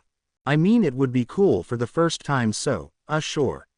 He says, unsure if he made the right decision. Don't worry, we won't do anything too bad, hehehe. Celeste said, laughing maniacally at the end, with Tango joining in as well. Well, that was something. Oh. Remember that video we asked you to be in that one time? It was for the Ducklings channel, remember? How about we make some videos for it starring the beep ones on the team? There are details on the Ducklings in the next chapter, Tango says after recovering from the manic laughter from just before. That's a good idea. How about we find some homophobic people online and make a video of us pranking them or something? I don't know, would that be something we want to do? Celeste says, shrugging. Yes, totally. What do you think of Izuku? Tango says, turning to him. That sounds like so much fun. We could live stream while we do stuff today. Tango nods as Celeste says, yes, sounds good. Let's get on our suits. Wait Izuku, does your costume still fit? I mean you made it years ago so, Tango said standing up. Oh no, I got it early since I was planning on starting early, but I recently got a new one since you're right and it didn't fit. Izuku said, partly embarrassed. Cool, well let's change, meet on the roof at 10. Celeste says calmly. He nods and the two girls get up and head to their floor. Izuku, now in his vigilante outfit, went up to the roof. He thought about his vigilante name. He was the analyst online, but he didn't really want that as his vigilante name when he patrolled. He decided he could just let the media name him. He pushed open the door and stepped onto the roof. Hey, Cell is setting up the live stream so that a drone will record. Amane is controlling it and Irene is there with them watching. She wanted to watch it since she is lesbian and didn't want to interrupt the group of beeps. Tango says to Izuku as he walks over to where the two were. Cool. Wait, aren't you worried about being recognized in that? You didn't dye your hair. You have your mouth covered by the mask and you have those glasses, but won't people recognize you? He said in a worried tone. Nah, it's fine. My family hasn't seen me in years and they think I'm dead. Same goes for Cell. When I was younger the black hadn't grown in either, plus my family never bothered to learn about my quirks, so they think I can use telekinesis when I'm humming a certain tune, which is not true, but they never cared to learn more. Plus my personality is basically swapped from then compared to now, since I used to be quiet and stuff. I'm really not that worried, and if they do recognize me they'll probably leave me, since when I was kidnapped with Cell they just said I died and didn't bother to look for me, so it would probably be worse for them since my mom is a pro and my brother is gonna probably be a hero with his quirk and stuff. Oh, also Celeste's mom is a pro too, she said and leaned on the wall since they still had about 10 minutes until they would start the livestream. You were kidnapped as well. And your mom is a pro. And Celeste's, he says, very surprised.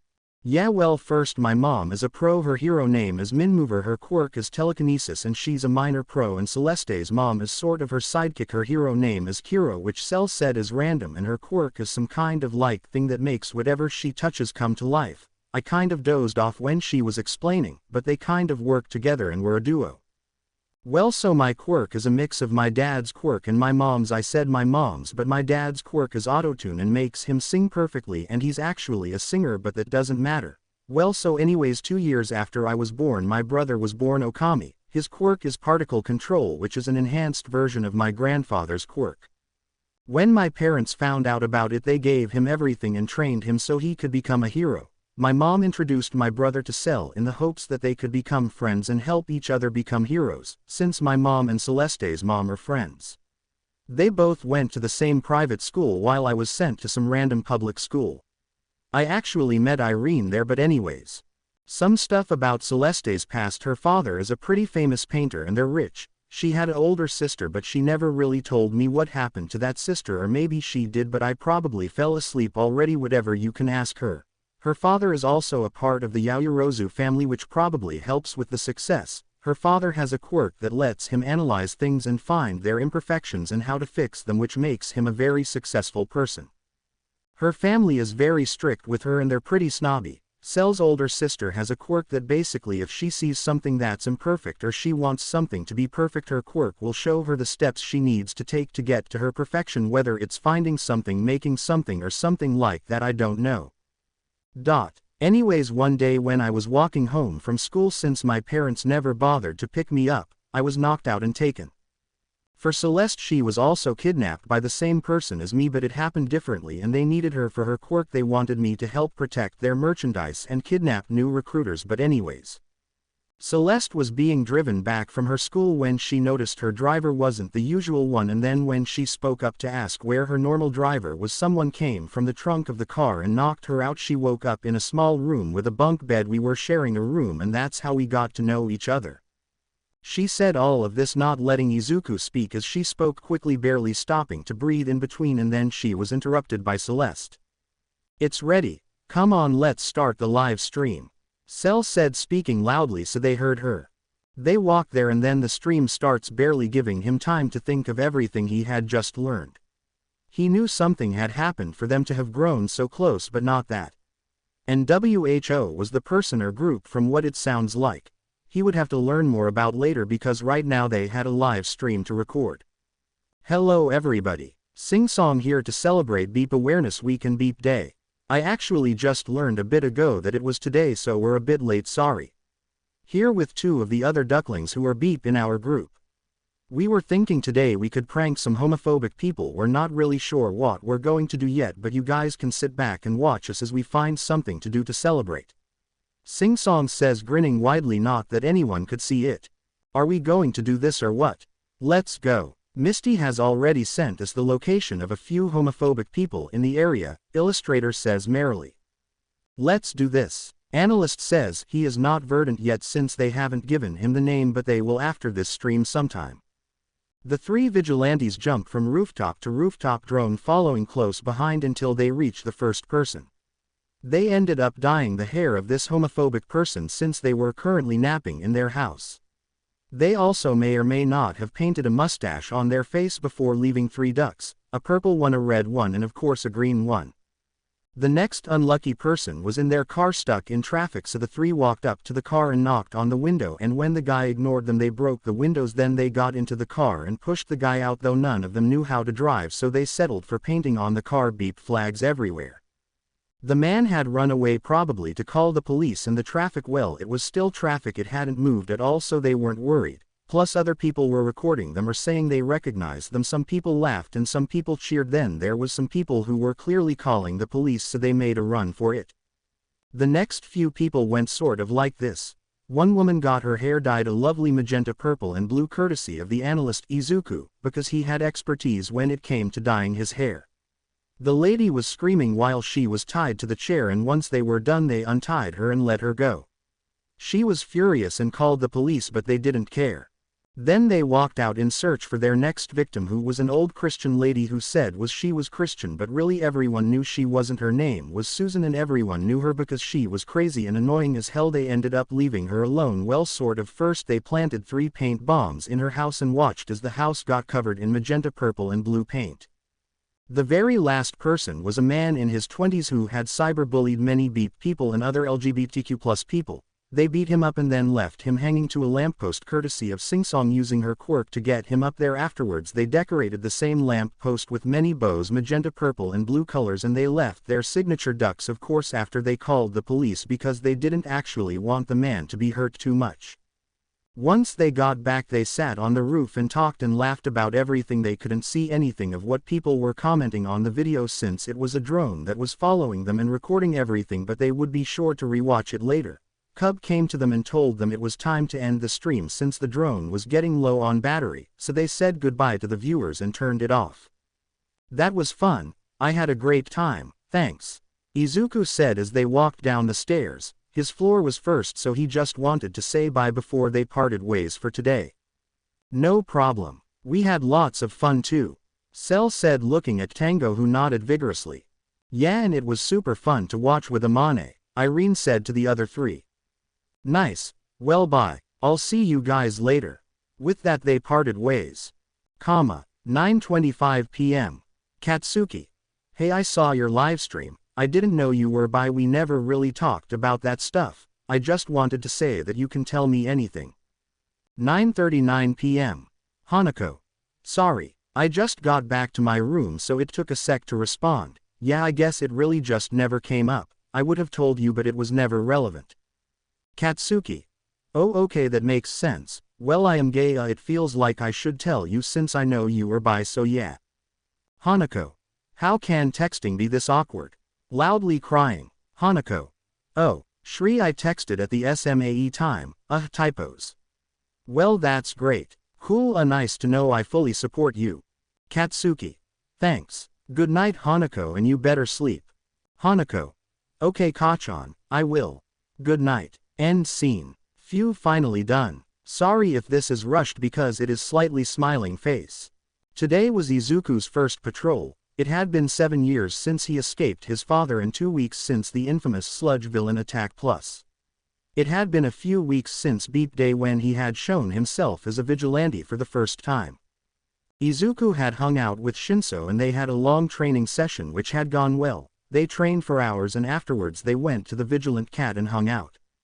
Izuku was invited to the Bakugos as Hanako for dinner. He had gone, though he was pretty nervous since he wasn't sure if they would recognize him. They didn't. After dinner Izuku and Bakugo had talked and Izuku had told him that he was planning to start vigilante work on the next Saturday and continue doing that every night, allowing a few hours of sleep so that when he went to go to school he wouldn't be so tired. Bakugo wasn't too happy about the whole vigilante thing but decided to let it be. They agreed to train together after school on Mondays, Wednesdays and Fridays, which was great, and soon they had very similar fighting styles. He had also celebrated Beep Day with Celeste and Tango, his two friends neighbors.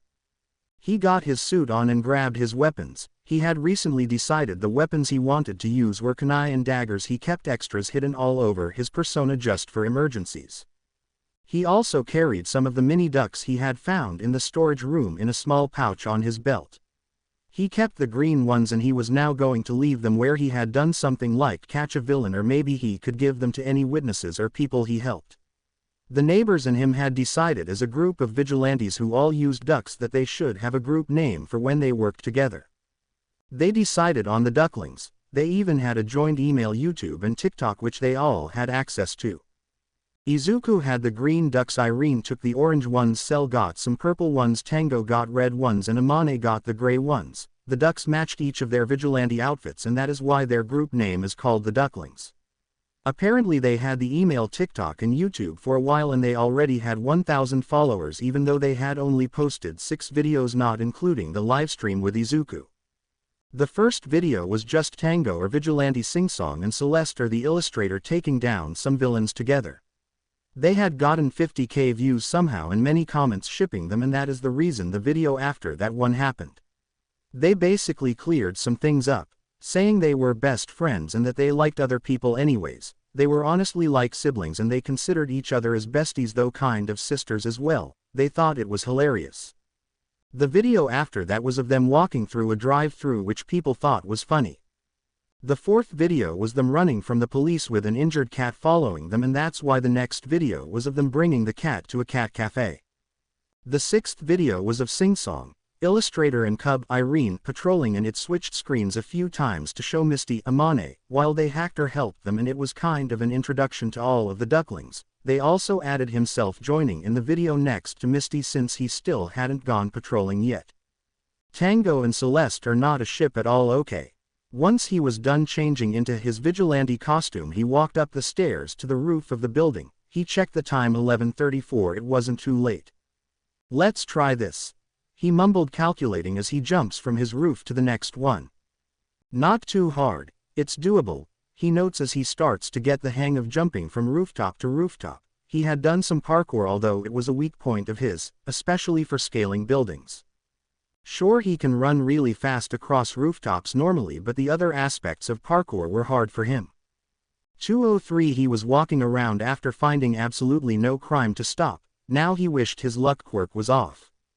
Maybe that was the trigger to turn it off, because a second later he fell off the roof mid-jump. It was luckily a shorter building. He landed on his feet somehow, like a kitty, but once he looked up he saw someone breaking into the graveyard in front of him. Yeah, now he was sure that his luck quirk was on bad luck. There is absolutely no way he could find any crime if it was on good luck. He walks up to the kid breaking into the graveyard, who had just broken the lock and was passing through the gate. Hey, whatcha doin'? Analyst says to the kid, scaring him out of his boots. Ah, the young boy says, putting his arms up as if in defense. Hey, don't worry, I won't hurt you if you come peacefully, he says, walking closer to the kid. I'm sorry, sir, the boy says, clearly scared. Nah, it's fine, but before I turn you in, what are you doing breaking into a graveyard? He says in a questioning tone. Oh, my grandfather passed away recently and he left me this note, the kid says, pulling out a neatly scrolled up note and passing it to him. My grandfather loved puzzles, so he left one last one for once he died so that whoever solves it can get the family heirloom. My family didn't care, but I do, since it was his dying wish that it stays in the family. I solved the puzzle and it's apparently buried with his body. Oh, why didn't you say so?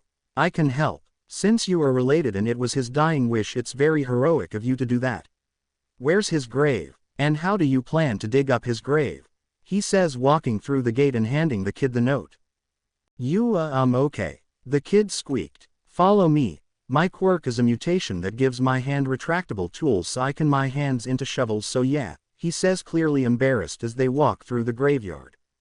That's an awesome quirk. Don't be embarrassed, Analyst says, and then thinks that's good, then I won't accidentally steal his quirk.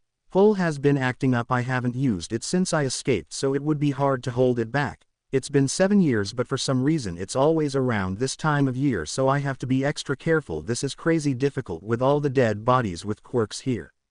Asterisk. Mister. We're here. The kid says, tapping his arm. Oh, right, sorry. He says, getting out of his thoughts. Okay, well, I'm going to start digging. What can I do? Analyst says as the kid's hands transform into shovels and he starts digging. Nothing, I guess, for now. Maybe you could help me open the casket. He says, digging super fast. Sure, sounds good. As the kid digs deeper, he doesn't feel basically anything from the grave. Normally he feels the power of the quirks, so maybe he is quirkless. Hey, was your grandfather quirkless? No, he had a minor healing quirk that let him heal himself and others, but it was not strong. Okay, can you help me open the casket? The kid says, looking up at him. Yeah, sure. My quirk enhances the quirk I steal, which makes most quirks I stole when I was younger too strong for my body, except minor ones like the minor speed enhancement, but then there is also the luck quirk. Asterisk. His thoughts are interrupted again when the top of the casket pops off and the old figure with its hair falling out could be seen. Pull suddenly turns on and takes the quirk of the old man, and the analyst faints right onto the dead body, his mouth landing on the dead man's closed lips. Mister. Oh, you're waking up, the kid says happily. What happened? He says, confused as he leans against a gravestone. Well, you glowed for a second and then you fainted. It was quite funny. You landed on the lips of my grandfather. Ha ha ha ha, the kid says, laughing awkwardly. You. Welp, that's quite annoying. Did you get your heirloom? He says, embarrassed. Why, yeah, I did. I closed the casket and put the dirt back on top. You can probably tell that something happened, which is probably not very good, the kid says nervously. Nah, don't worry, I doubt anyone will care. He says, standing up as they head to the gate. What a strange first patrol, never thought it would go like this. Let me walk you home, it's getting late and you shouldn't be walking around at this time. Oh, okay. Thanks, mister. The kid squeaks and starts walking presumably towards his house. Call me Analyst, he says, showing the notebook with analysis written on it. Okay, Analyst. Well, my house is pretty nearby. It's only a few more blocks from here, the kid says, shrugging. Okay then, he says as he senses eyes on him. He chooses to ignore it for now. The rest of the walk is relatively quiet, though Analyst still felt he was being watched. He had given the kid a green duck, and after he dropped off the kid he decided to take to the rooftops so maybe whoever was following him wouldn't be able to follow. That did not work. Show yourself. I know you're watching me. Show yourself, he says, stopping on a rooftop. I can see you. You must have good senses to know I was there, the figure says from the shadows. Ha ha, I was lying, and you fell for my bluff. Ha ha, ha ha, Analyst says, turning to where the figure had spoken from. Well done, I wish my students were as observant as you. Enlighten me, what's your name? The man says from the shadows. You first and maybe I'll do the same, he says, though he definitely won't be doing that. Nice try, but two can play this game, the man says, stepping out of the shadow so that he was more visible and closer for attacks. Nah, don't be modest. I know you're an underground pro, so let's be honest, you are, Eraserhead. He says excitedly, and a hint of mocking in his tone. I'm surprised you know me, shorty, Eraserhead says, stepping closer. Of course I do, you're my favorite.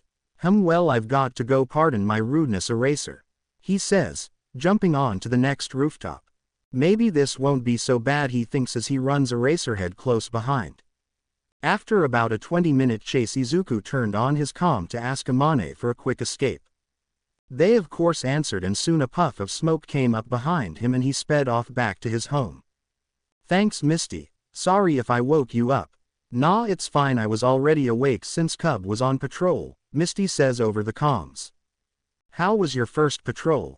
They say as Izuku lands on the roof of their building. It was fine, I'd rather not go into detail. That good, wow. I'm going to go. I have Cub waiting for me on the other channel, see ya, they say and then turn off their comm. Izuku gets to his room and slips into some pajamas sitting down on his bed. 3:23 a.m. Hanako. Hey, sorry for the early message and SRY if I wake you up, but you told me to always let you know when I get back from patrols and today was my first patrol, so I thought I would text you since you asked. Are you sure you don't want me to text you the next morning? 3:24 a.m. Katsuki. Don't apologize. And yes, continue to write to me even if it's 3 a.m. and I was just rewatching an All Might movie since it is your first patrol and I couldn't sleep until you got back safe. I won't do this every time, but it's the first time, you know. Hanako. Ah, Kachan, you're so sweet. Katsuki. I am not. Hanako. You are. Katsuki. By the way, you will be telling me exactly what happened tomorrow after school. I already told my old hag I'm hanging out with you. Hanako. Oh, okay, well you better not make fun of me. And my lips are no longer beep sad face. Katsuki.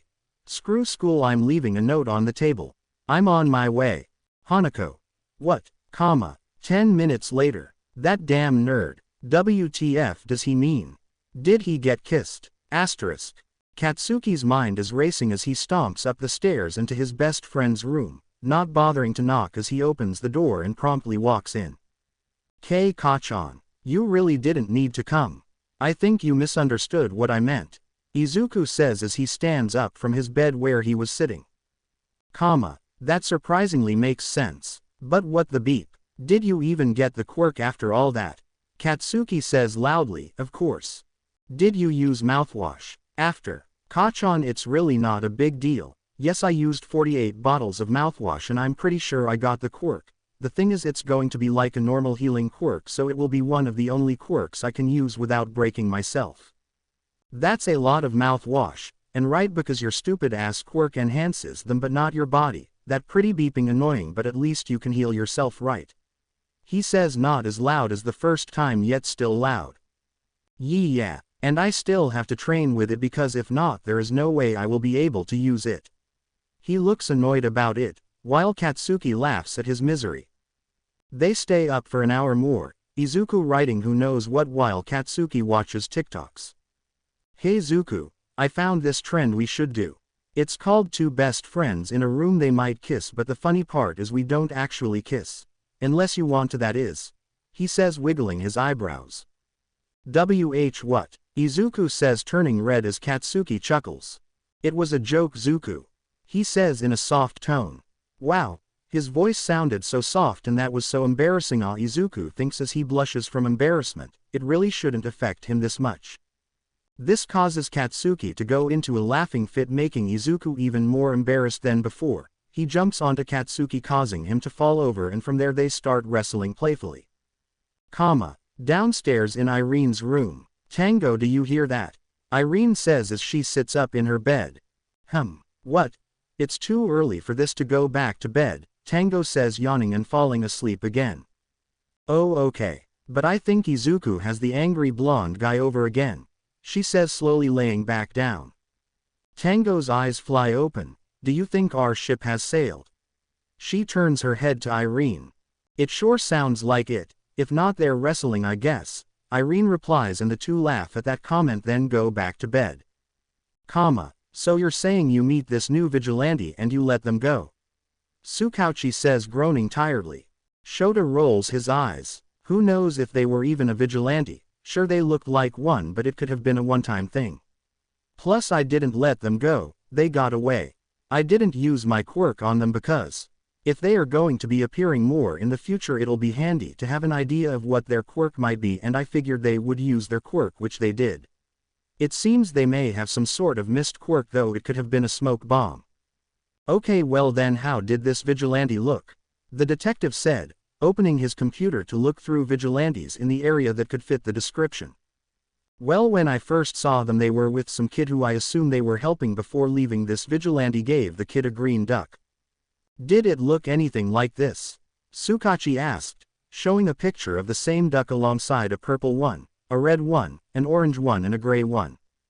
Yeah, the green one is exactly it. I didn't see any of the other colors though. he says, raising an eyebrow. Do you know who this vigilante is? Perhaps. If I'm right, then this may be a big problem, the detective says, looking something up and then turning the screen towards Shota. That's him, he said, surprised as he looked at who he had seen earlier that day. Shoot.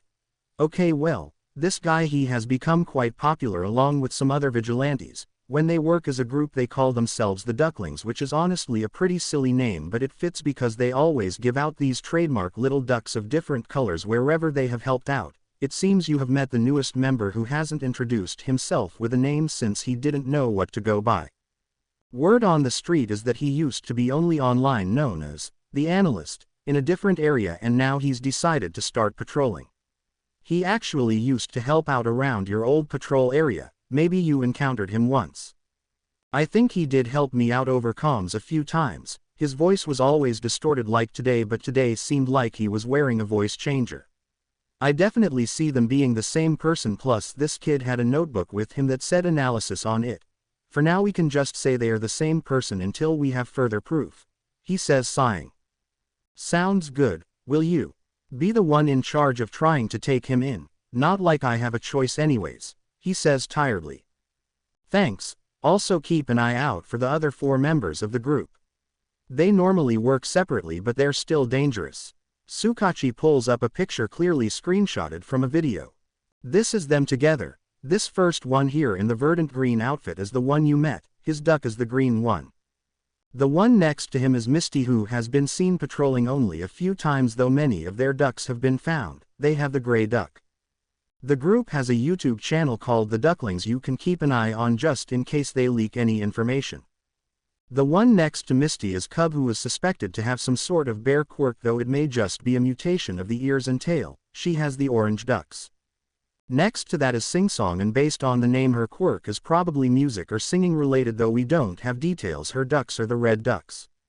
Next to Sing Song is the illustrator, who has been suspected to have a writing, drawing or even painting quirk. Her ducks are the purple ones. Wow, you know it's rare to find vigilante groups these days.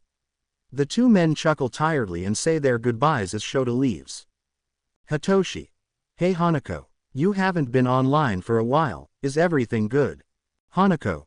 Oh yeah, everything's fine. I've been training with a friend of mine to help him since he's applying for UA soon. He needs to be ready for the entrance exam, so we're doing some community service together and cleaning up Dagoba Beach. Hitoshi. The loud one. The one you're always talking about. If we both get in, maybe we'll be in the same class. That's nice. Maybe I would like to join you, but I've been training a lot with an eraser head and he's pretty strict on me getting rest, because one time I didn't and he wouldn't train me for weeks because he said that the body needs proper rest or whatever. Hanako. Don't worry about it. Yeah, he is explosive and loud, but I'm very confident he's going to become an amazing hero, one of the best. He's super strong and amazing. You are too, and I'm sure you'll both get in and you'll probably even be in class 1A. Do you need me to help you with anything before the entrance exam in a month? Hitoshi. Nah, it's okay. You seem to really like him. You always talk about him. Hanako. Cold sweat smile. 7 a.m. Saturday, 1 week after the entrance exam. Hello, Verdant. A tired voice says from behind the young vigilante. Who? Me? He says, turning around to see Eraserhead standing unimpressed. Ah, he says, almost falling off the rooftop where he was currently sitting, but before he's able to fall, something wraps around his waist, pulling him back onto the roof. Careful, problem child. Eraser says. Wait, how do you know I'm a child? He says in a defendant tone. And here's my answer. How old are you? 18. 20. That's what you count as a kid. Wow. Then it hit him. Wait a second, you called me Verdant. I don't have a name yet. Yeah, I figured. Your suit is green, your ducks are green, you are very green. There are other vigilantes who also use green, but they've used some of the other good green colors like Viridian. I've just gone with Verdant, and that's what I'm going to remember you by now. Though some of the people at the police station along with a friend of mine have been calling you the Verdant Analyst, since we're pretty sure you're also an old analyst who stopped working around 3 months before you started. So are you him? He says questioningly. Oh yeah, that's me. At least it's a cool name, I guess. You can call me that, I don't really mind, plus you are my favorite hero. He pauses. I haven't seen you patrolling very much lately. I only saw you twice this month. Entrance exams. He says nonchalantly. Verdant thinks for a second before finally realizing. Oh my gosh, I can't believe I got my vigilante name from my all-time favorite hero, Eraserhead. OMG. He starts freaking out until his phone starts ringing. Great timing. Eraserhead looks at him with a confused expression, trying to see his phone to check who is calling him. Mind your own beeswax, Eraser. He says this and then he jumps away. He knows exactly who is calling him since he knows the ringtone. He must have gotten his letter. Hello, Kachan, he says excitedly before putting it on speaker. It was hard to hear things through his costume, and it's not like there was anyone around to hear. Plus they wouldn't know who he was calling since Katsuki had his name set as a Kachan on his vigilante phone. I got in. His best friend said. Seriously, he says, maybe a bit too loud. Yeah, I did it, nerd. He says proudly. You know where I am going to be, so wanna meet me? We can celebrate when I'm done. Yeah, sure. Let me just tell my old hag. Was this useful information? Shota really wasn't sure. For one, he got to hear the vigilante's actual voice, or what he assumed was his actual voice. He sounded very young. He also learned that he does have friends, and maybe if he can find this Kachan, he can find the vigilantes. Also, it seemed Verdant might have a job. All that currently mattered was him getting his coffee. He walked to a nearby cat cafe. Hello. Welcome to the Vigilant Cat Cafe. What would you like to order? A young cheery voice said from behind the register. 1 black coffee please. Okay. That'll be 350 yen please. Thank you. Your order will be done soon. We will find you and bring it to you. In the meantime, you can take a seat with some of the cats. The red-haired girl said as she accepted the money. Shota sits down on a couch to wait. Soon enough a cat comes and sits on his lap, and not long after, a blue and black-haired kid came with his coffee. Enjoy, the kid said nervously. With a smile he turned to walk away quickly. Wait, do I know you from somewhere? He says suspiciously. No, I don't think so, sir. Akari says he has a name tag and then walks away. Aizawa ends up staying at this cafe until 1:00 p.m. since he ends up getting occupied with the cats plus checking forms for the new students of UA on his phone. Sensei, a young and tired voice says as they sits on the couch next to his. He looks up from his phone. Hello, problem child. I didn't know you came to this cafe. I've never seen you around here and I come here a lot. He says, taking a sip of what seemed to be coffee. A good choice. Yeah, well, this is my first time. I think I'll start coming here more often. They have good coffee. He says nonchalantly, though the coffee really is good. I see. Hitoshi says, putting a hand over his eyes. Shota figures it was probably bright in here for him and he was probably tired. He looked tired. Hitoshi stays as Shota stands up. It is now 1:15 p.m. And he had definitely stayed here too long. He hoped Hizashi wouldn't be worried or mad, though he did write to him at one point with a picture of a cat. Are you ready to go? A loud voice said, causing Shota to turn to see who it was. He was surprised to see that it was Katsuki Bakugo, the kid who ranked number 1 in the UA entrance exam, the one who had beaten his student by 10 points. From everything he had seen during the exam, this kid was the hell of a monster and he has some major anger issues. Though this kid didn't seem like the same person who he had watched yell at the other examinees. Ready as I'll ever be. Let's go, Akari says, grabbing the hand of the spiky-haired kid. They were probably celebrating since today was the day that some people got their letters.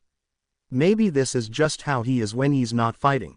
He would have to see. This kid would be in his homeroom class while he was teaching. We'll see how he really is. So where are we going?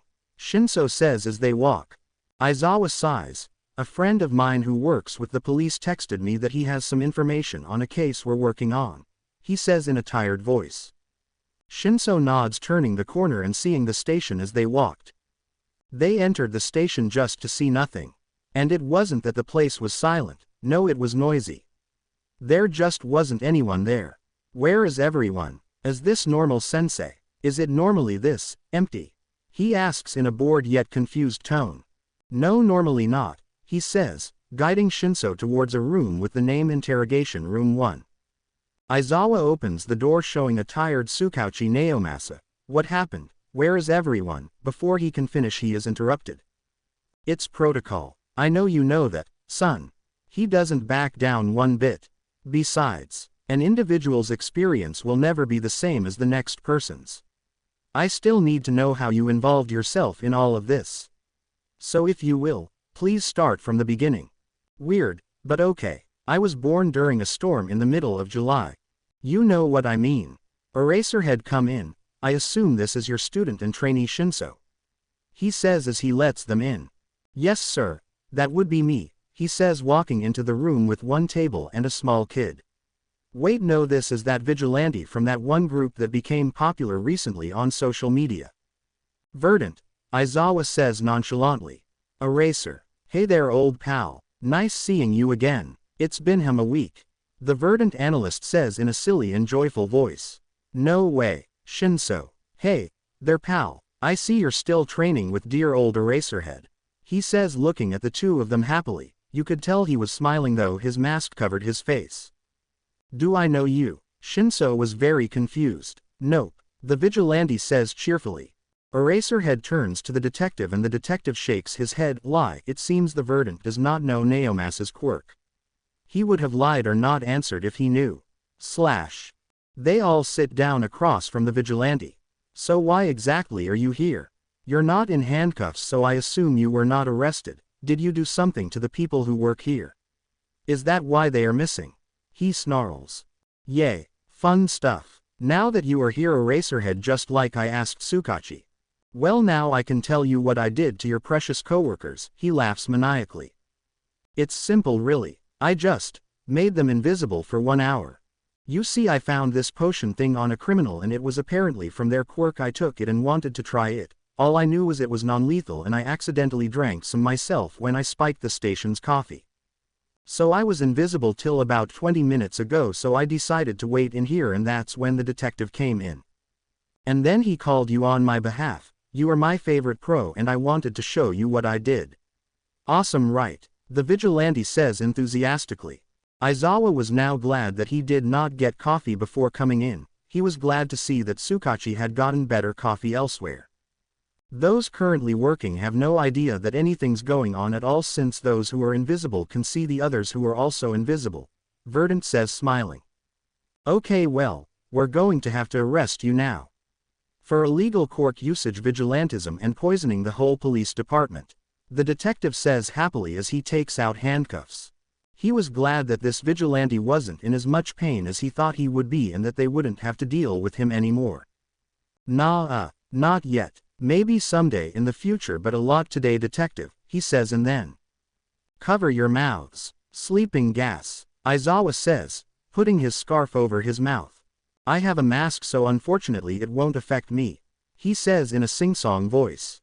Good night, Hanako. Hitoshi, answer me. I've been writing to you for the past hour. Come on. I know you aren't asleep. Hello, I'm worried, are you okay? Hello, Hitoshi. Hey, sorry, I just got my phone back. Hanako. What happened? Did your parents take your phone? Hitoshi. No, the police confiscated it so it wouldn't distract me during the interrogation. Hanako. Interrogation. Do I have to murder someone? Hitoshi. No, I was with Eraserhead training and then his friend called him saying that he had some new intel on a case they had been working on and that he should come down to the station. This is a common occurrence, so he brought me with him. Hanako. That doesn't explain why you were interrogated or there was an interrogation. Hitoshi. Right, there was a vigilante in the interrogation room where we were supposed to meet the detective, and he had sent the message because he wanted his hero, Eraserhead, to be there. We all fell asleep after using some sleeping gas except for him since he wore a mask. You might know the vigilante. It's the one that hasn't been named from the Ducklings vigilante group. I looked them up when I got back home just now. Hanako. How do you type so fast? Exploding head fearful. Wow, that's crazy. Do you know if they have a name for him? Hitoshi. Yeah, they were calling him the Verdant Analyst or just Verdant. Hanako. Cool, Hitoshi. Not really to me, but okay. A news channel played on giant screens throughout the city. Less than new member of the vigilante gang, the Ducklings, poisoned police precinct greater than. Recently the vigilante name of a popular gang member has been revealed. The police called him the Verdant Analyst, but some called him Verdant for short. Isn't that cute, folks? Look out for their ducks. Verdant ducks are the green ones. I think we have a new vigilante icon. People look out for the Verdant Analyst. The news report continued to detail the incident involving the vigilante known as the Verdant Analyst. The public's fascination with the mysterious figure grew as the story gained traction. Rumors and speculations about the vigilante's motives and abilities spread like wildfire across social media platforms. Katsuki. Nice. Verdant's first news report. Hanako. I know, right? Katsuki. That was sarcasm, dumbass. I guess you really can't tell over the phone. Hanako. Are you ready for class tomorrow? It's going to be your first day. Katsuki. Heck yeah. Hitoshi Shinso, is that the kid that you're friends with? The one that trains with the underground pro. He got second place after me in the entrance exam. Hanako. Oh yeah, you should talk to him. Remember, you know me as Hanako Suzuki, not my dead name, if you understand what I mean. Katsuki. Yeah, whatever, I'll let you know whatever happens. Stay safe during patrol. Hanako. Okay, I will. Love you, Kachan. Katsuki. Love you, nerd. Knock, knock, knock. Come in. Have you met the detective?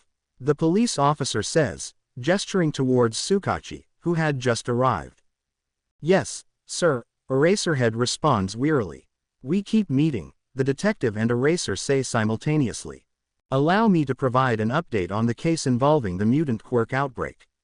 It appears to be linked to a substance that induces abnormal behavior in quirk users. Our undercover agent overheard that it is referred to as Trigger. Consequently, the president has decided to rename this case the Trigger case and expand its awareness to more precincts due to increasing occurrences across Japan, the officer explains as he hands Tsukachi the case file. Thank you.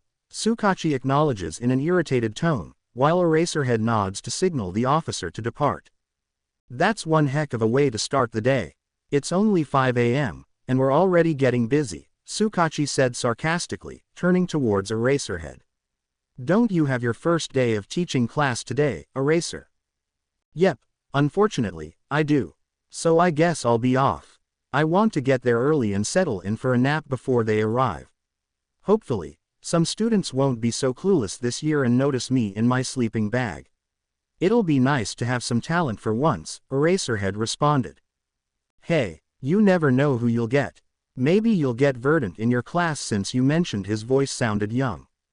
Plus, you have your trainee Shinso in the class and the explosive one you mentioned who got first, he said as they walked to the entrance. As they got to the front of the station, Eraserhead waved. I'll catch you later, detective, he said and walked out.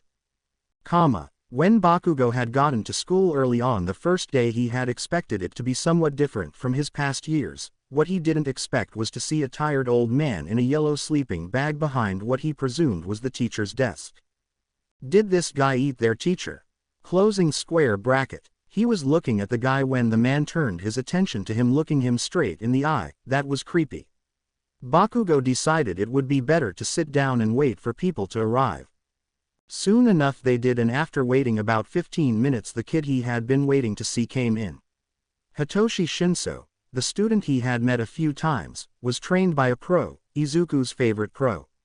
And although they had only talked a few times briefly, Bakugo knew more about this kid than he could say, and it was all because of his dear Izuku's ramblings, which he loves. Shinso noticed the man quickly. If Bakugo remembered correctly, he was the fourth one to see. The first was him since he was the first in the classroom as well, the second was Endeavor's son, the third was a girl with things on her ears and purple hair who probably had a hearing quirk, and the last was Shinso since he also came later than those before him. After seeing the man, Shinso walked up to him for whatever reason and exchanged words. Shinso sounded more surprised by the second by what he could hear from where he was sitting, even though he was in the front. Izuku had told him he needed hearing aids, but he never listened. Maybe now for Ua it would be a good idea to get some less noticeable ones for hero work training in school. Izu is so caring. Shinso went back to his seat and the man in the sleeping bag stood up and got out of his spot and out of the sleeping bag standing behind the teacher's desk. Good morning class, I am Aizawa Shota, your homeroom teacher for this year, their teacher said. Bakugo would have never expected that. Though he should have seen it coming, and now that he thought about it, isn't this guy Eraserhead? He has the scarf and everything, plus the stare. I can't wait to tell Izuku that he will flip. Bakugo thinks as he listens to their teacher. It makes sense why Shinso went up to the man and why he was so surprised. He must not have known. It beeps to be him. I made a surprise for you. Hearing aids to celebrate your first day at UA. I made them myself. You're going to need them if you want to become a hero. They'll blend in pretty well so they shouldn't be too noticeable to people. There's also a function that I can use as a comm. I can connect to it if I need to contact you a situation, or if you need to contact me just press the little button on the back, Izuku says as he hugs his best friend and hands him the box. I was thinking I needed this during class when I couldn't hear the Aizawa. Some of my teachers. He responds by taking the hearing aids from the box. Help me put them on. Of course Kachan, Izuku says, taking them from Katsuki's hands. After years of struggling with partial hearing loss, Izuku had given Katsuki advanced hearing aids that he had made just for his ears. Putting them in, he finally realized how much he couldn't hear before. Thank you Izu, he said, pulling his best friend into another hug. You're telling me that you still haven't found her. Rumi, as unimportant, get me that girl. If you happen to come across the other one, then bring her as bait. A booming voice says, though a mask. Why yes sir. The young boy says in a timid and small voice. Good now, leave me. The masked figure says slowly. We'll get your little duo back in here soon enough, my creature and my source, he says as he stares at a pin board filled with pictures and pins and X on many of the faces. Most were young faces. Time to see how my new source is, he says under his breath as he walks into a corridor with rooms more than half with people who were likely going insane. He arrives at the door he had been heading to. He knocks and then opens. To be continue. I hope you enjoyed this story.